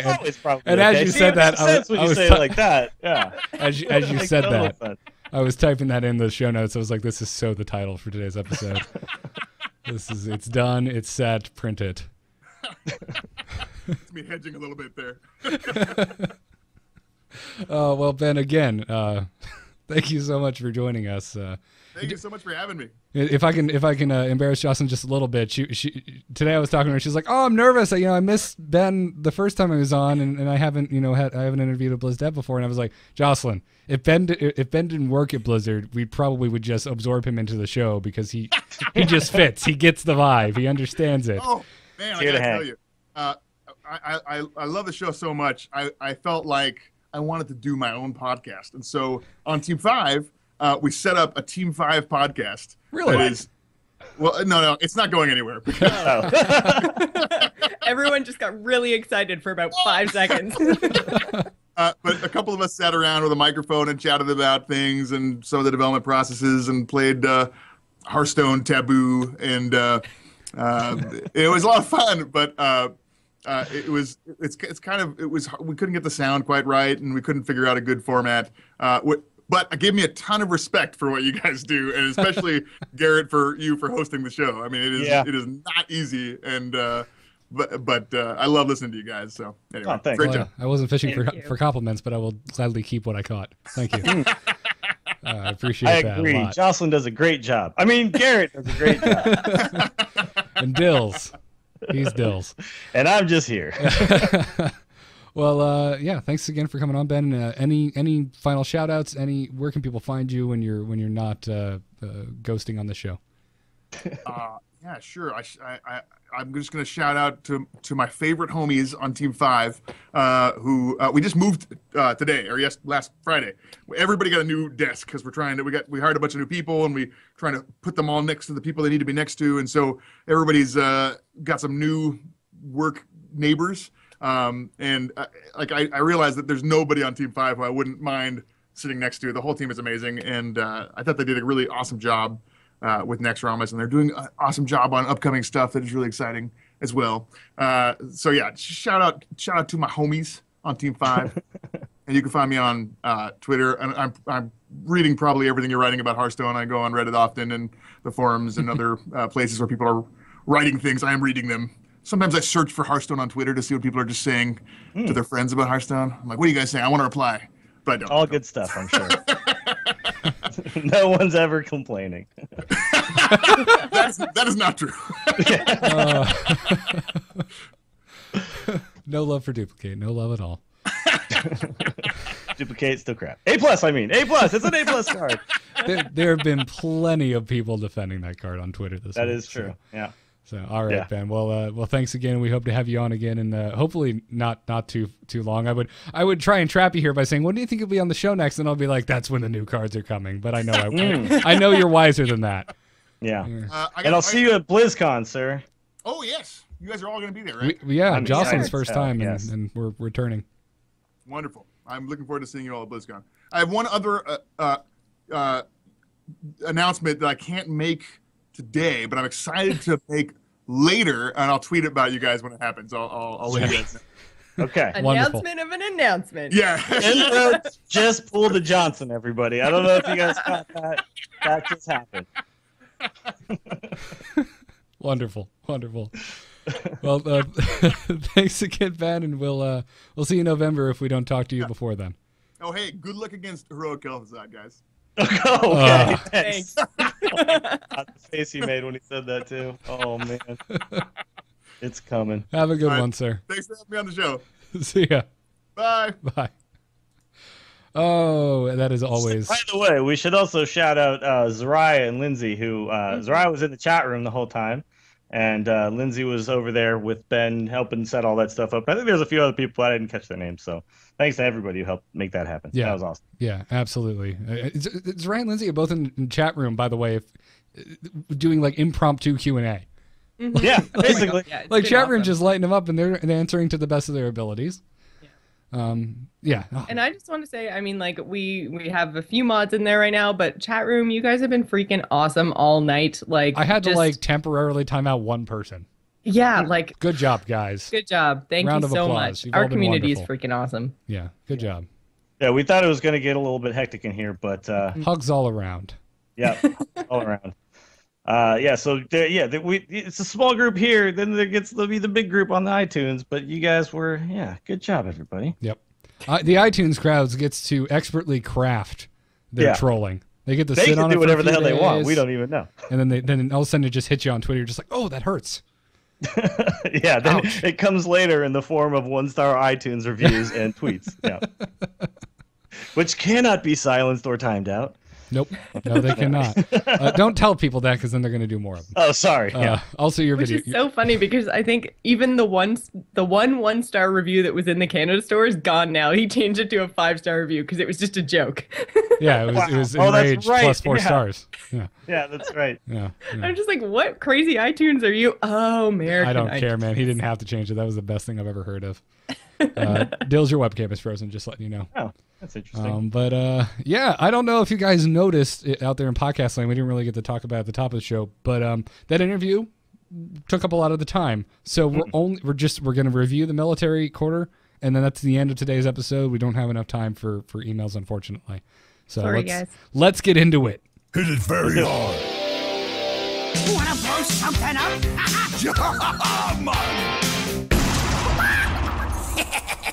Time to pay! I want to blow something up. I want to blow the doors off the military quarter and talk about these cards. Let's just dive right into it. Military quarter came out last week, which, by the way, would have been the news segment if we had it. So news segment over. That happened already. Lots of news we got out of Ben, by the way. Oh, yeah. Yeah. And we tried to get more. You know, you guys saw. We were trying tried. to get all of it. I know but, I you said know. we were going to get right into the review here, but yeah. No, I mean, and I know people like get on, the different Blizzard reps who go on different shows for different games because they're not spewing everything, but that's how it works. Like you're not going to work on something for like a year in advance and ruin a reveal. No, Like no, definitely I not. can respect that. It's fine. I love the mystery. It would have been awesome if Ben went, yeah, it's gonna be the Death Knight in the next in the next thing. Like I would have been so stoked to have that announced on the show. I completely understand and respect why they don't just do that. Yeah. But that being said, we're not going to stop trying. I mean, if I sit next to Ben Brode or Yang Wu or Russell Brown or anybody, or Patrick, I'm going to just be like, hey, so what about this? And then maybe You if never they're close know. enough- yeah. Yeah, I'm working on a card game right now. I can tell you literally nothing about it because that's how NDAs work. Yep. I will be fired. We did get chat room is pointing out the announcement of the announcement. Yeah. So Oh yeah. That was exciting. It is Kind of, maybe. it is a badge of honor to get an official Yeah. Blizzard announcement on your fan show. Yeah. Okay. Do you think it was an inside joke because of our show that was actually called Announcement of an Announcement, and that Ben is just trolling the hell out of us and we just don't know? Totally is. That would be awesome if it Yeah. was true. So let's get into these cards. So first up, Instructor Resuvius. You kill him, you get Dancing Swords. Dancing Swords, if you're taking a look at it on the video, if you're not in the audio crowd, it is a neutral minion. It has no specific minion type. It is a common rarity. It costs 3 mana. It has 4 attack, 4 health. And if I stopped right there, I would be marrying this card. Yeah, because it's pretty good. A 4/4 for 3? Hell yeah, sign me up. Where's the downside? Oh, the death rattle. The death rattle reads, your opponent draws a card. Pretty brutal. That is, yeah, that is rough. I'm not stoked about that death rattle at all. Dills, what did you give this card? Well, here's the thing. You've known me to give cards higher ratings just because they're good in one deck. And that's basically where this card falls. This card is good in an aggro deck that doesn't give a crap about card advantage, only cares about tempo. And when you get to play the 4/4 first, on turn 3 before they play their Yeti or whatever the hell they're going to play next, then you have a slight upper hand. So for aggro decks, this card is okay. It's actually pretty good. Yeah, and for a Shockedin deck, it's actually really good because chat room saying mill decks too, but I would argue. Oh yeah. Well, mill decks, but mill decks still aren't really enough. viable necessarily. I was going to say, is there even one that anyone has proved works consistently yet? Not there's some certain... guy who's got a story about how I got to Legend with the mill deck, but that's whatever. That's one guy. It's happened. People say they're good, but it's still even not if that one really... dude isn't lying, which is like my first reaction. It's one guy. There's not enough tools yet in Hearthstone to really craft an actual non-gimmicky, gonna win most of the time mill deck, but they're still fun. So whatever. I mean, Backspace Rogue has some mill aspects to it, and this card that could actually fit in that, and it actually kind of plays a similar role to what like Mukla does, which is give you more power for the mana cost, and it also really works well in the Shockedin deck, because you're going to want the other guy to have cards so that when you Divine Favor, you get more cards. So in that one specific deck and in a few other types of aggro decks, it's actually okay. So I give it a C+. It might even be like a B- just because there's a couple decks that can make use of its death rattle. Any specific decks? Shockedin. Shockedin. Okay. That's a specific deck. I mean, that deck is about emptying your hand and then Divine Favoring to fill your hand back up. That's why cards like Mukla and Lorewalker Cho actually worked in that Vix deck, is because I wanted to give the other guy You're cards. so hung up on that deck. I love it. No, but it's I mean, that's the deck. That deck works. And this is a card that would go directly into that deck and work today. So. Okay. All right. Fair enough. I think we're all pretty... Jocelyn was... Well, I gave it a C-. You gave it a D, Jocelyn. So we're all pretty close. Dills, as usual, you're a little more generous. I'm more generous because of its one application. And right. Most cards will have one application. So if you use it in that, and that's why in Constructed it's okay. In Arena, it's just whatever. We all gave it just a C in Arena, which I gave it a C in Arena because I know there'll be instances where I'll play this card. Yeah. And it won't be the end of the world. It fills out your 3 mana drop slot. And if they don't have an answer in Arena, there's a decent chance that they don't have an answer. That's horrifying. It's a 4/4 on your 3rd turn. Sure. Yeah. I mean, that's the thing. But you have to kill at least 2 things with it to make it a 2 for 2, right? That's really where the big issue comes in. Yeah, it's hard to get the true value out of this. And a lot of people, look at this card and they see 4 attack, and if you play Magic the Gathering, you're like, well, 4 attack's awesome. But Magic you only have a 20 health pool. In Hearthstone you have a 30 health pool, so 4 attack's actually not nearly as scary. No, I agree. I just put that in. It also has pretty much the same stats as the Harvest Golem, right? Because you've got your 2/3 and then your 2/1, but then those stats are spread out over 2 bodies, which is better than 1 generally, and you don't give your opponent a card with the Golem. But here you're just like, well, I'm going to get those same benefits, but smoosh it all into 1, so you only have to have 1 sort of removal for it, and here's a card too. That's a really good point. Well, but I mean, I think in some instances you could say it's better to spread it over 2 bodies for the stickiness, but in some instances it's better to have all that 4 attack all at once, up front. So, it also depends there too. But, it is a good point that... I love stats split over multiple bodies, personally. Sure, but you'll notice in general, Hearthstone will make that cheaper. You know, though they're actually considering that sort of a detriment. You know, you'll get the more stats over time for the same amount as you would if you got them all at once, and that's because they feel like having them all at once could potentially be a little more powerful. But it depends. Yeah. But I think Harvest Column's like borderline A, whereas this is like mediocre C territory across the board. Or D. I almost gave it a D. Okay, so Jocelyn, you gave it a D in constructed. I gave it a C- constructed. I almost gave this a D in constructed, but Dills, I cheated. I talked to Dills because I hadn't seen this in any decks, and I was like, I'm pretty sure this isn't useful in anything. And Dills You're not allowed to talk amongst yourselves before the show. Yes, you are. You and I talk before the show. It's fine. Right, Garrett, God. Busted. How dare we talk to our friends outside of this podcast? Stop there. Can't talk to friends. No. But no, I do think in Arena this has to be up against two pretty bad cards. Yeah, exactly. Like if it's up against, and by the way, there's a Goldshire Footman Twitter account that I am really excited that it exists because they tweeted at me, "You said on Tag Podcast you would give me an F. I'm sorry, what? Are you out of your mind? I got an F for you. F you." All right, so anyway, that was a tweet from Goldshire Footman. But I'm going to say... That's getting retweeted on the Angry Chicken account right now. Yeah. People follow... what is it? Follow Goldshire Footman. At Footman FTW. Yeah. But if this card was against the Footman, I would pick this card. I definitely would. This chat room's like, Garrett airs the dirty laundry. If this is our dirty laundry, we're apparently perfectly healthy friends. Yeah, pretty much. That is the dirtiest of laundry. Yeah. I hear Garrett and Dills run a black tar heroin ring on weekends. Either that or they talk about Hearthstone decks. One or the other, man. They're the same. One of these statements is true. Yeah, 50-50. Now this weekend we ran a Naxxramas 25-man transmog ring. That's what we did.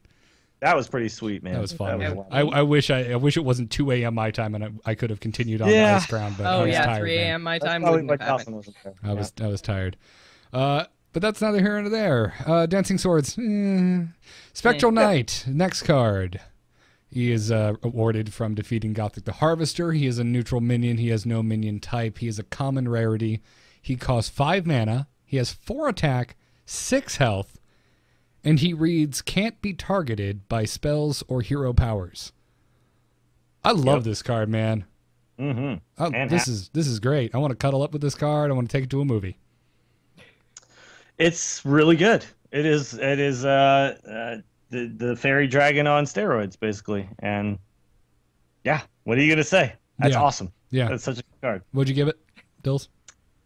B in constructed and B plus in arena. I gave it a slightly higher rank in arena because it's a common and it's going to come up a lot of times. It's just going to be the best one out of the picks, Yeah. The reason I gave it a B, like a slightly lower grade in constructed, is because currently the 5 slot is actually getting a little clogged, which is a brand new problem in Hearthstone. I was about to say, thanks to Curse of Naxxramas specifically, because before the Azure Drake was really the undisputed king. Yeah, you had Azure Drake, and then if you were playing Druid, you had Druid of the Claw, and it was a tough spot. Mm-hmm. So now you've got Sludge Belchers, you got Lotheb, and you got this guy, and you got Azure Drake. So you really have to make a decision because you're not going to run a deck with, that many 5-drops. So the reason I gave it, otherwise, this is kind of an A card, honestly. I mean, it's a really good card, but because you have to make a choice, and it may not be the best in certain decks, it's going to kind of fall around the B slot for me. Okay. So. I gave it a B in constructed also, but I pulled the Dills and I gave that sucker an A- in arena. I think this is if you see this, it is a snap pick. The only reason I think you would not take this is if it's late in your drafting process in arena, and your five drops are filled. Like you really can't afford to take another 5-drop. But if you see this early, you just take it. But in arena, you've also got the whatchamacallit 5-drop, the 4/4 and the Squire. I'm blanking. You know what I'm talking about. And the Squire. That's 4/4 and the 2/2. I know who you're talking about, but I cannot for the life of me think of the name. Yeah, chat room's gonna help us out in a second. So No, what is it called? I don't know. Anyway, but that's like the good 5 in arena, and then of course like Fen Creeper and stuff like that. But so you've got more cards that can work on 5, and this is now going to be, I think, the best one. Silverhand Knight. Thank you, guys. I just found it. Yeah. I'm like quietly. Silverhand Knight. So Silverhand Knight is a really, like in Arena, the evaluations change a little bit because it's just a solid card, right? But it doesn't really do what it needs to do in Constructed. So this card technically gives you less stats, but also, it doesn't, half of it doesn't die to a Consecrate and stuff like that. So it's actually better. Yeah. Jocelyn, what did you give Spectral Knight? Well, I gave it a slightly lower grade than you guys in Constructed, only because like everyone's been saying, oh my God, it's so great. It's a fairy dragon on steroids. Heard that 18,000 times since they first announced the card. It is really cool that they're applying this can't be targeted by spells or hero powers to another card, because I think that that's a really great card text and, adds a little bit more flavor to the game. But the only thing about this card, I think it's 1 mana too expensive. It has basically double the stats of a fairy dragon, except for it's stacked at 6 and 4 instead of like if you just double a fairy dragon, that would be 6 attack, 6, 4, 4 so health. 4, 6 instead. Yeah. 4, 6. Yeah, so it's the same stats, same text on the card, but instead of being 4 mana, it's 5. So I just gave it a little bit lower, only because I feel like it's a little bit too expensive. Yeah, but a Yeti is 4/5 for 4, and it's doesn't have this awesome ability. So at 4, it would be insanely overpowered. It would be, but I just think that it kind of throws it into the realm of not as well costed as it could be, maybe, or like more filler than like an automatic go-to build a deck around it. I see what you're saying. In constructed. Yeah, I see what you're saying. It's not you're not completely off the wall with that, but at the same time, the fairy dragon's really good because of its ability. But its 2 health makes it, you can still deal with it with relative ease. Just about any minion you play can kill it. And it can be killed with a minion. Whereas this, at 6 health on turn 5, it's going to survive most threats. It's going to 2-for-1 almost every single time. Yeah. Yeah. And so, like, if you could put this up and then you can Defender of Argus it or something, it's just, how do you deal with it? With 7 health. What creatures are you running that have 7 attack? Like none. There's none. So it's going to take like a rag hit or something like that to actually deal with this thing without losing a card, and that makes this just especially good over, like this. Again, like the Yeti is 4/5 vanilla for 4 mana, so this has to cost at least 5, right? It just has to. So then, well, okay. So in the grading scale, B is basically you build a deck around it. So have you guys slotted this into your decks places? Yeah, I think this card currently is all the mid-range type decks are all going to run this. So like your mid-range shaman, if you're running like a mid-range paladin or druid, or if tempo rogue was still a thing, you would probably put this in tempo rogue. So you're going to put it in any kind of deck that's just built around a strong mid game. That's what this card is going to be amazing in. So the problem here is that, and this is why I graded it, because I would give this an A. It's that good of a card on its own, like just standing on its own. But decks like Control Warrior are going to prefer a Sludge Belcher over this, and that's why it's slightly downgraded. Yeah, absolutely. And I've even seen people around the interwebs talking about, well, I can't hit it with my Shattered Sun Cleric and I can't hit it with my Abusive Sergeant. You're not going to be running this in Zulok anyway, so who cares? You can. No, you can hit it with those. You definitely can. You can't target it with spells or hero powers, but you can target it with minion buffs. Oh, you're right. Absolutely. Yeah. Because the Fairy Dragon you can. So. Okay. Well, Fairy Dragon you can Shattered Sun, you can Abusive Sergeant, whatever, all that stuff. Dark Iron Dwarf. But yeah, you cannot. But like you couldn't do like Cold Blood. You couldn't put Cold Blood on it. Yeah, Cold Blood or any of the Ancestral Spirit or Blessing of what is it, Might Kings? I forget. Yeah, it's too many blessings of Paladins. Yeah. Okay. Sorry. Good point. So all right, and Arena, Jocelyn, I don't think you said your Arena grade. Oh yeah, just same around as you guys B. So okay. Slightly higher in Arena because everything you guys already said. Okay, cool. Well, let's move on to Deathlord then. This card. oh, geez, I just killed the overlay for a second. Sorry about that. The Deathlord. You got so angry about the Deathlord. Death to the overlay. This card. He's awarded from defeating 4 horsemen on normal. He's a neutral minion, no minion type. He is a rarity. He costs 3 mana. He has 2 attack, 8 health. He has taunt. And he's got a death, or it could be a she, I don't discriminate. It says death rattle. Your opponent puts a minion from their deck into the battlefield. Yep. Now, before I ask you guys your grades, I thought this card was going to be good. I was like, that death rattle sucks. That is a big downside, but this guy has 8 health on turn 3. Yeah. Like, this guy's got to be good, right? My first game, I played this guy. He dies on my opponent's 3rd turn, and King Crush enters the board. Of course. I'm just like, you know what? This card can die in a fire. I hate this card. So here's the deal with this card. It's not going to be good in most decks. Oh my god! I just looked at your grade. Are you insane? No, man. Defend your grade. Have you seen how much play this is getting in tournaments right now? It's insane.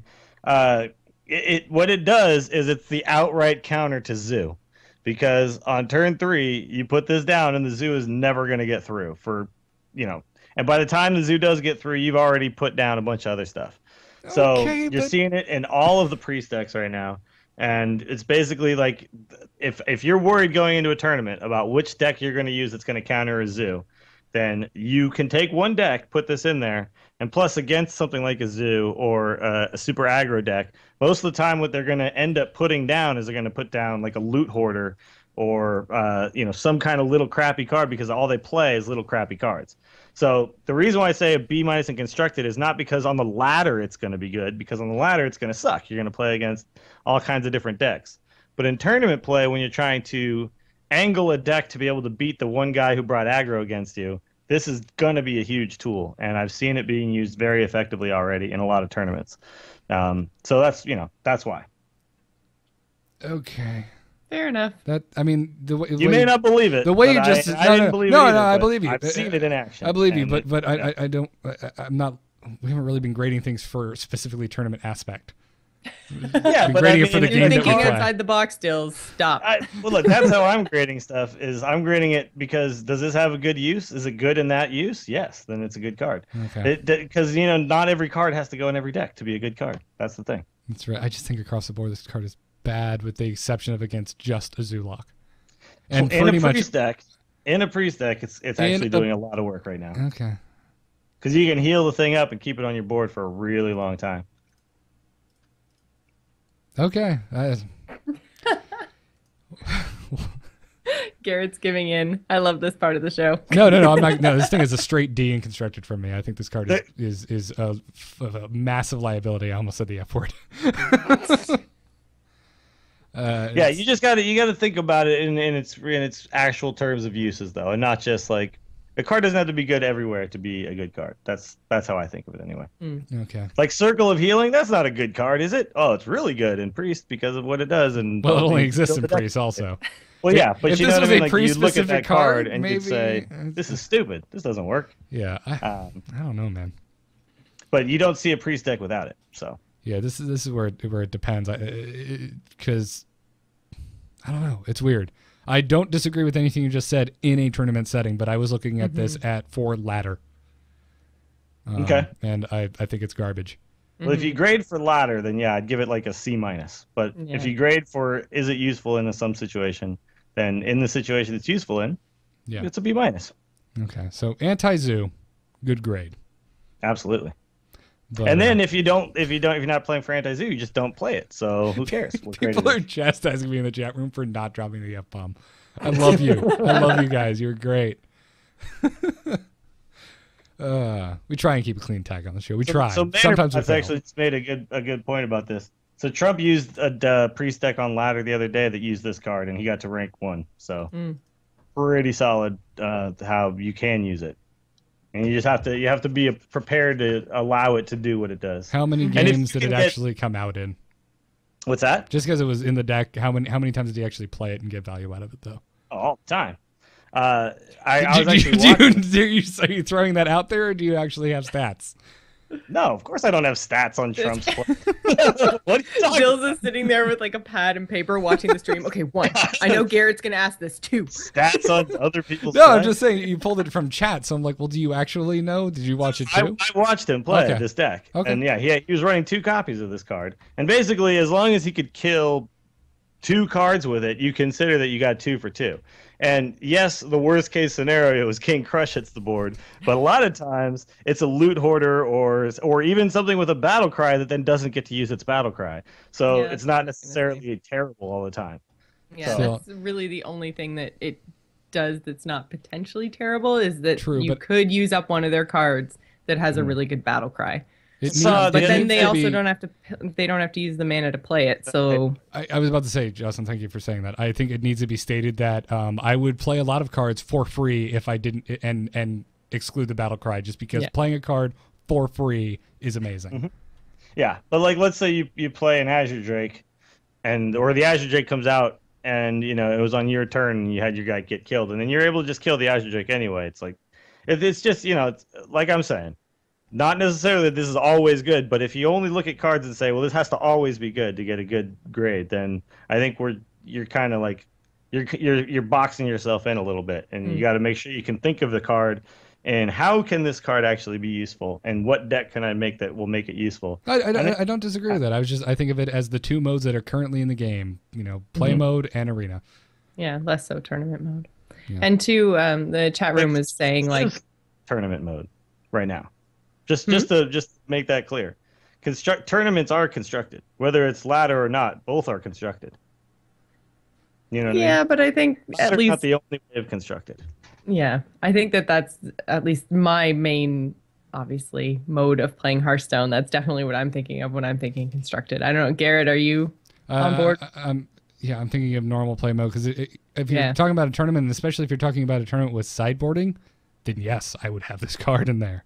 Yeah, and I think that would change a lot of views on a lot of cards if you take tournament and especially sideboarding into account. Yeah, that's interesting. I like this discussion, by the way. And Dills, I'm not trying to shut you down. You've made all very good points. And oh, absolutely, yeah. And I think chat room's also pointing out that there is Zoo on ladder, and it's true there is Zoo on ladder. But at the same time, it's not the only thing you're going to face. I mean, I don't actually think I've seen a Zoo lock in the last week or so. Yeah, I would be really unhappy to have this card against a non-aggro deck. Yeah, they're not as prevalent. Like it used to be like, yes, if you were playing below rank 10 in ladder, it was like zoo. It was crazy. It wasn't especially fun to play there. Especially the week when Nerubian Egg and Hound Creeper entered the fray. I was part of the problem in that. I was rocking zoo like crazy. Yeah, every once in a while you get a Miracle Rogue thrown in there, but yeah, absolutely. But all right. I get your point, Dills.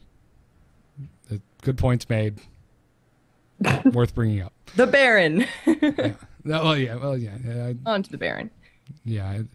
I liked it more in Arena because I think, as always with Arena, you can't always count on your opponent having the answer to a card. So there's a good chance you get value out of Death Lord there. So plus 8 health on turn 3. Yeah. I mean, there's 8 health on turn 3. There is something to be said for that. It's going to kill multiple cards. So.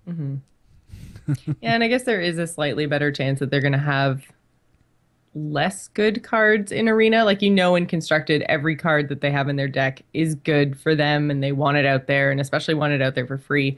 Arena, with the randomness, all right, fine, you've talked me into a C. Yeah, and I'll just say this: just watch some tournaments. Like you guys are talking about play mode and like discounting tournaments, but I watch a lot of tournaments. I know a lot of people watch a lot of tournaments, so that play mode does matter to me, and I know it matters to a lot of people too. So I would recommend you guys think about that. Like if you were building decks, even though if you don't play in a lot of tournaments, a lot of people do. That is like the way that people watch Hearthstone at this point. A lot of times. No, I don't disagree with that. I just think if a card is good in one deck, but in that one deck it's good against multiple kinds of decks, it's due for a higher grade. If it's good in one deck and it's only good against one type of deck, I think it's a lower grade. This card is terrible against a lot of decks. Sure, maybe. I don't know. I disagree with that too. I don't think it's terrible. Even in its worst case scenario, I think you're going to kill 2 things with it. And then they will get 1 card for free, basically. But you still killed 2 things. So even in that scenario. Okay. And yes, sometimes the RNG will be like, here's Ragnaros. But most of the time, that's not what's going to happen. Most of the time, RNG is going to be, here's a 3/3. You just hit me in the sweet spot. You hit me in the at least breaking even / card advantage spot. I'm giving everyone, again, Dills has done it. I am changing my constructor grade to a C. There you go. All right. All you had to say was you can break even. It's not impossible to break even with this card. I'm like, okay, all right, fine, you got me. Yeah. You said duplicate was awful because the best you can do is break even. Or It's because duplicate is awful. It is a bad card, and if you say otherwise, you're delusional. It's a bad card. Stop defending it. By the way, the tournament just ended, so some people might actually start paying attention now. All right, next card, Baron Rivendare. Card which I was really excited about from the fun factor, but oh man. He was also, you get him from defeating the 4 horsemen. He's a neutral minion. He has no minion type. He is a legendary rarity. He's the legendary from this quarter. He costs 4 mana to play. He has 1 attack, 7 health, and he reads your minions triggered their death rattles twice. Yep. Fun card. I don't think it's actually playable, though. Well, it's playable, but again, in only certain decks. And in those decks, I don't think are good because of it. Well, exactly. That's the thing is I've been trying that. I think it was an RDU Reincarnate Shaman deck that was running Baron Rivendare. Mm-hmm. And it's super fun to play. It is so inconsistent. Yeah, I had the Death Rattle Shaman deck going the other night. And a couple times I had the dream of having Cairn, putting down Baron Rivendare, and then, reincarnating my Cairn and getting another Cairn and 2 Banes and all that. And it's fantastic when it works, but it just doesn't work all the time. So super fun. It's a combo card. It's what it is. I gave it a C+ in constructed because at least it's got maybe a deck you can build around it, but even then that deck is like a C+ deck. So, and then in Arena, I should actually change mine and just give it the F because it's always going to be. I'm always going to pick whatever. I made Dills change a rating, or maybe Jocelyn did. I don't know. Give credit. Whatever other legendary comes up is probably going to be. It's almost 100% going to be better than Baron Rivendare. It's not even 50-50. It's 100%. Yeah. Well, no, because I would say maybe like I wouldn't take Tinkmaster. I might take this over Tinkmaster. Maybe. I'm not sure I would. I might take the Tinkmaster. Tinkmaster himself has better stats than Baron Rivendare. What are you going to kill with this card? Cool. You can kill 7 Paladin tokens. You're not going to kill anything with the card, but you do pick. You do pick some Death Rattle cards in Arena, and there will be more Death Rattle picks. So if you picked it late in the draft, it's possible it might be the best of the 3, but very unlikely. Gotcha. Sorry, I'm banning an asshole in the chat room. Moving on. Yeah. So I gave it a D+ in constructed and an F in Arena. Jocelyn?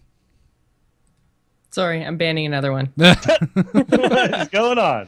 I don't know. Everyone was so well behaved. Podcasting alone while they chat. Arena F, obviously. No, you have no guarantee you're going to get Death Rattles and all the other legendaries. When a legendary pops up in Arena, I'm not picking this one. No way. Yeah. Okay. Yeah. Maybe a D- because there's a chance where on your 30th card this comes up and you look back through your deck and you're like, I actually have a lot of Death Rattles. But honestly, I think it's an F in Arena. I think it's barely. Like, there's almost no scenario where I would pick this card. Well, yeah, so someone in the chat just said Cho or Peggle maybe would be worse now, but... That's just because Peggle's really bad. Yeah. Cho... I don't know. At that point, you're just choosing between Fs. It's like, well, which bad card do I want? Yeah. But, yeah. Next card, Reincarnate. This is a card I was really excited about. It's awarded from completing the Shaman class challenge.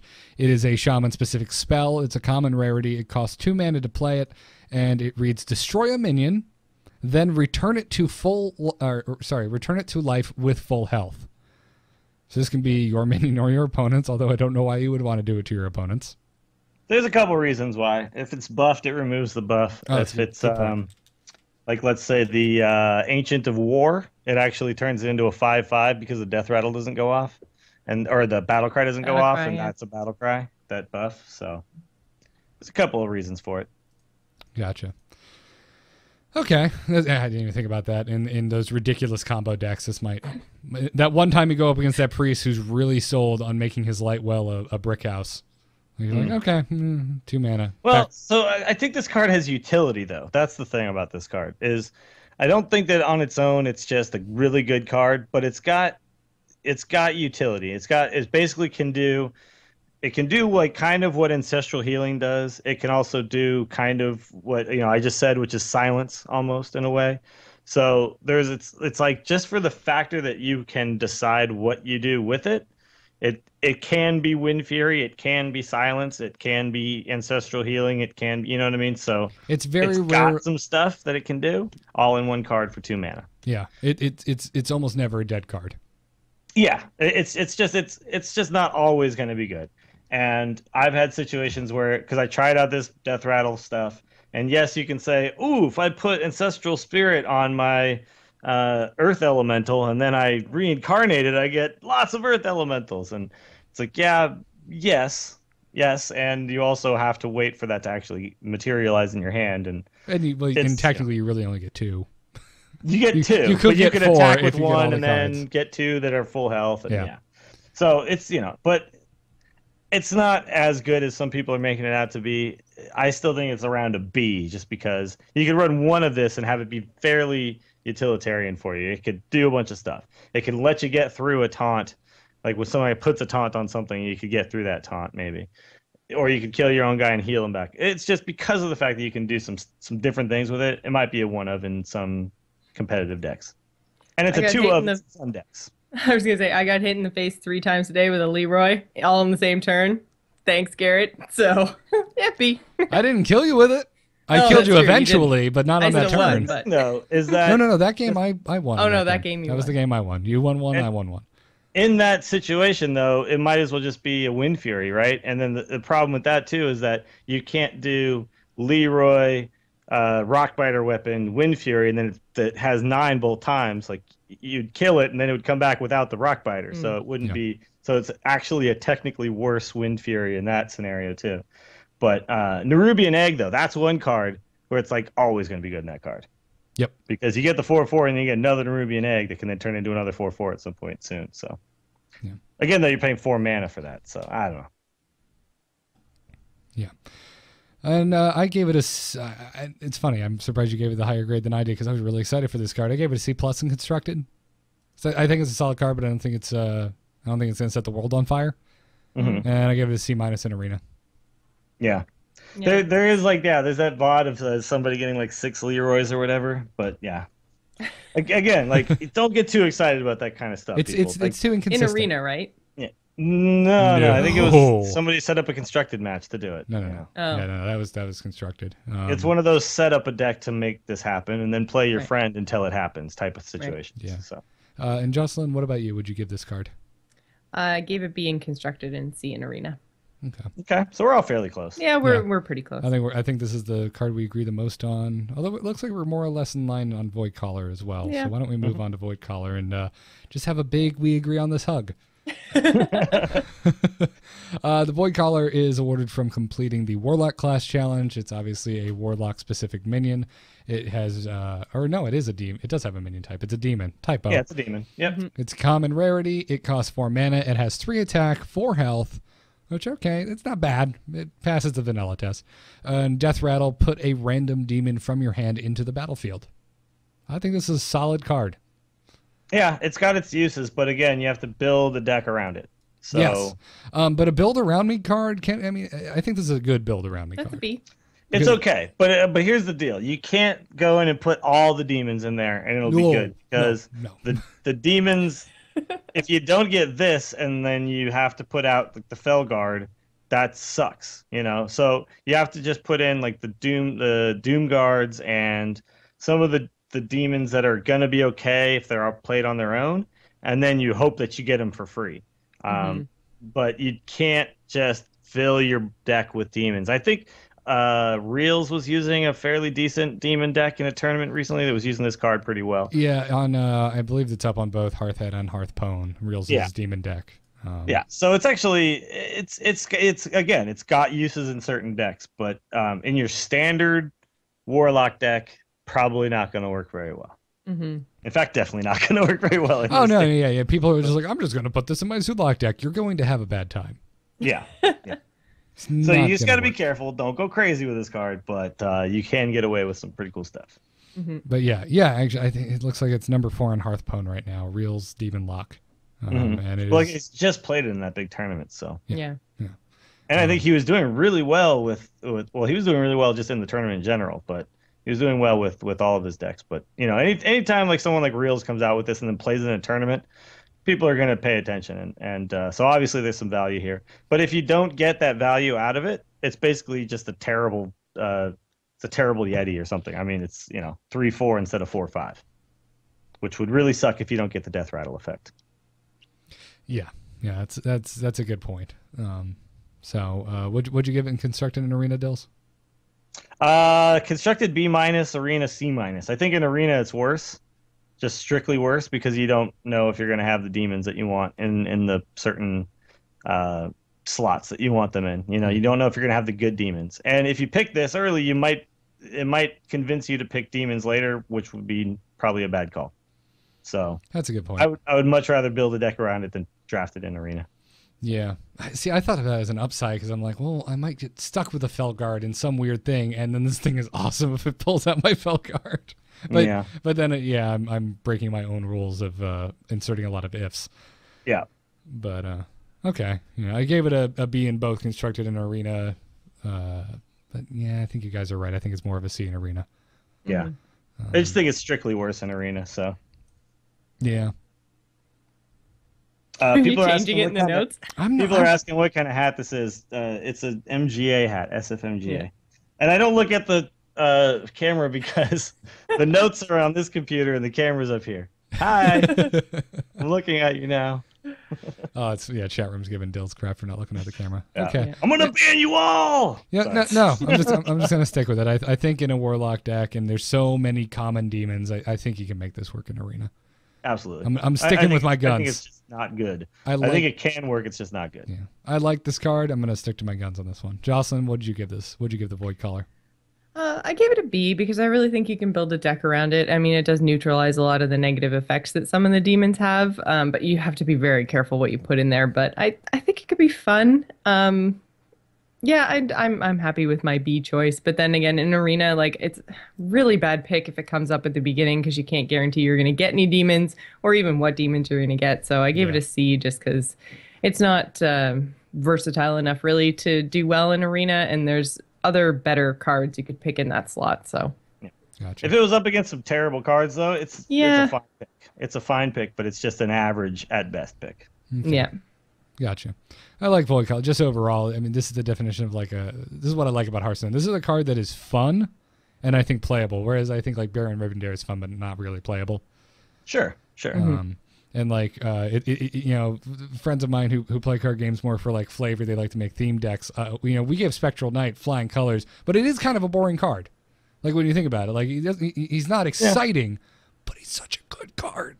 It's as vanilla as a non-vanilla card gets. Right, really. right, yeah. Exactly. Whereas Void Caller, I think, is playable, and I think he's fun and thematic. If you're playing Warlock, what else? What's more Warlock than demons? I mean, sure, enjoy absolutely. It. So give a little tip of the hat for the fun factor, which is something I don't think we mentioned enough on the show. So, anyways, I think that more or less wraps up the review and yet another long episode. We're gonna have long episodes until Naxx is over, I feel. Yeah, think so. Nods all around.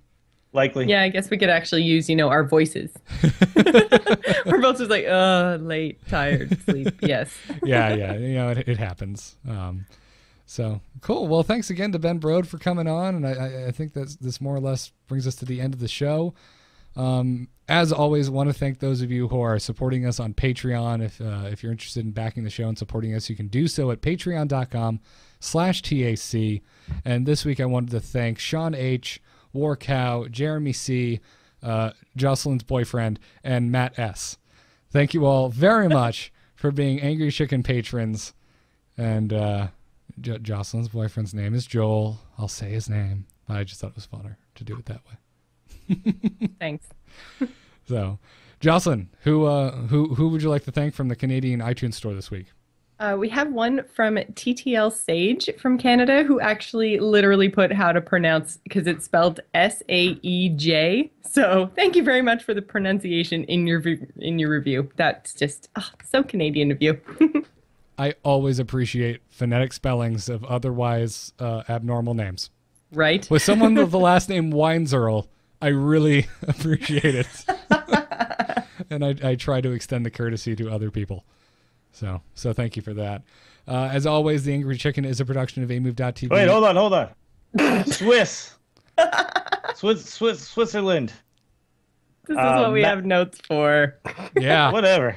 You can't just do anything on the fly. Mad Mike Canada from Switzerland. 5-star review. Nice, finally a podcast about Hearthstone. And then Mad Swiss Cow did his in looks like Swiss and English. So where Dils was the instance can't weird sich pair sofort the house fooling. I wish you would have told me you were doing the Switzerland store because I would have called Ben in and had him translate this for us. But he says der biste. Oh man, I'm being so racist right now.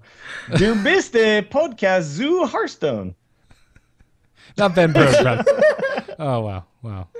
Well, but he said in English it was together. We talked competent and with a lot of humor about the new card game for Blizzard. Well done. Thank you.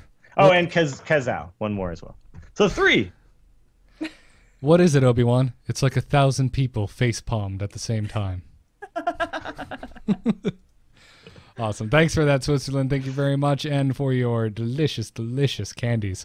As always, The Angry Chicken is a production of amove.tv and the Frog Pants Studios. You can email us at tacpodcast@gmail.com or continue the conversation over on the forums at forum.amove.tv. Our live shows record every Monday night at 10 p.m. Eastern on twitch.tv/amovetv. Come join us, won't you? It's fun in the chat room, we promise. Usually not a lot of a-holes. As always, the mobile live stream is provided by Alpha Geek Radio. Thanks to them for that. Follow us on Twitter at TAC Podcast. I can be found at Garrett Art. Dills is at Willie Dills, and Jocelyn is at GIS Gamer. And go to BrianGriffithMusic.com for Brian Griffith, the musician who made our intro music. Check it out. He's a cool guy.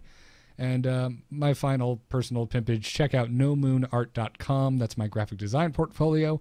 And check it out. I recently updated it with the first card game that I can actually show in public and say that I worked on. So Lost Legacy from AEG coming to stores this month. Go buy it and write them a letter telling them that the graphic design is really pretty. Yeah, do it. Dills, where can people find you? You can find me on the Instance about World of Warcraft, Torchcast about the Giants, and the MGA where we play golf badly. And I stream on Twitch at twitch.tv/WillieDillsSF. I haven't been able to do it much lately. I recently purchased a car, finally got a vehicle again after my motorcycle was murdered brutally in the night. So back on the road, and hopefully that will all settle down, and I'll be back streaming soon. But I wish I could tonight, but I fortunately have some stuff I got to take care of. So, but yeah, see me soon, streaming on the ladder. Awesome. Check it out. And Jocelyn, how about you? Right here on AMove TV every Friday night at 8:30 Eastern. We do The Gamers In, which is a general gaming podcast. It's super fun. We're ramping up for Extra Life, so you guys should come and check us out. Do that. It's awesome. I hope to actually be able to help out with your Extra Life stream this year. Oh, you better. That would be fun. Both of you. Both of us? Oh, we're being drug into this. It's happening. Yep. And all right, I'm in. Don't forget to check out our sponsors as well, DogHouseSystems.com, the makers of the finest gaming rigs anywhere. They have an Angry Chicken Special Edition even that you can go check out. But any of their computers, if you get any of them, use our code TAC and you'll get double memory for free on your next Doghouse Systems gaming rig, and you will directly support this show in the process. We thank them for their support. We thank you all for listening. One more time, thanks again to Ben Brode, Zariah, Lindsay, and everyone else over at Team 5 for supporting the show. We really appreciate it. And we will see you all next week for episode 42 of The Angry Chicken. Job's done. Job's done. Job's done. Yes!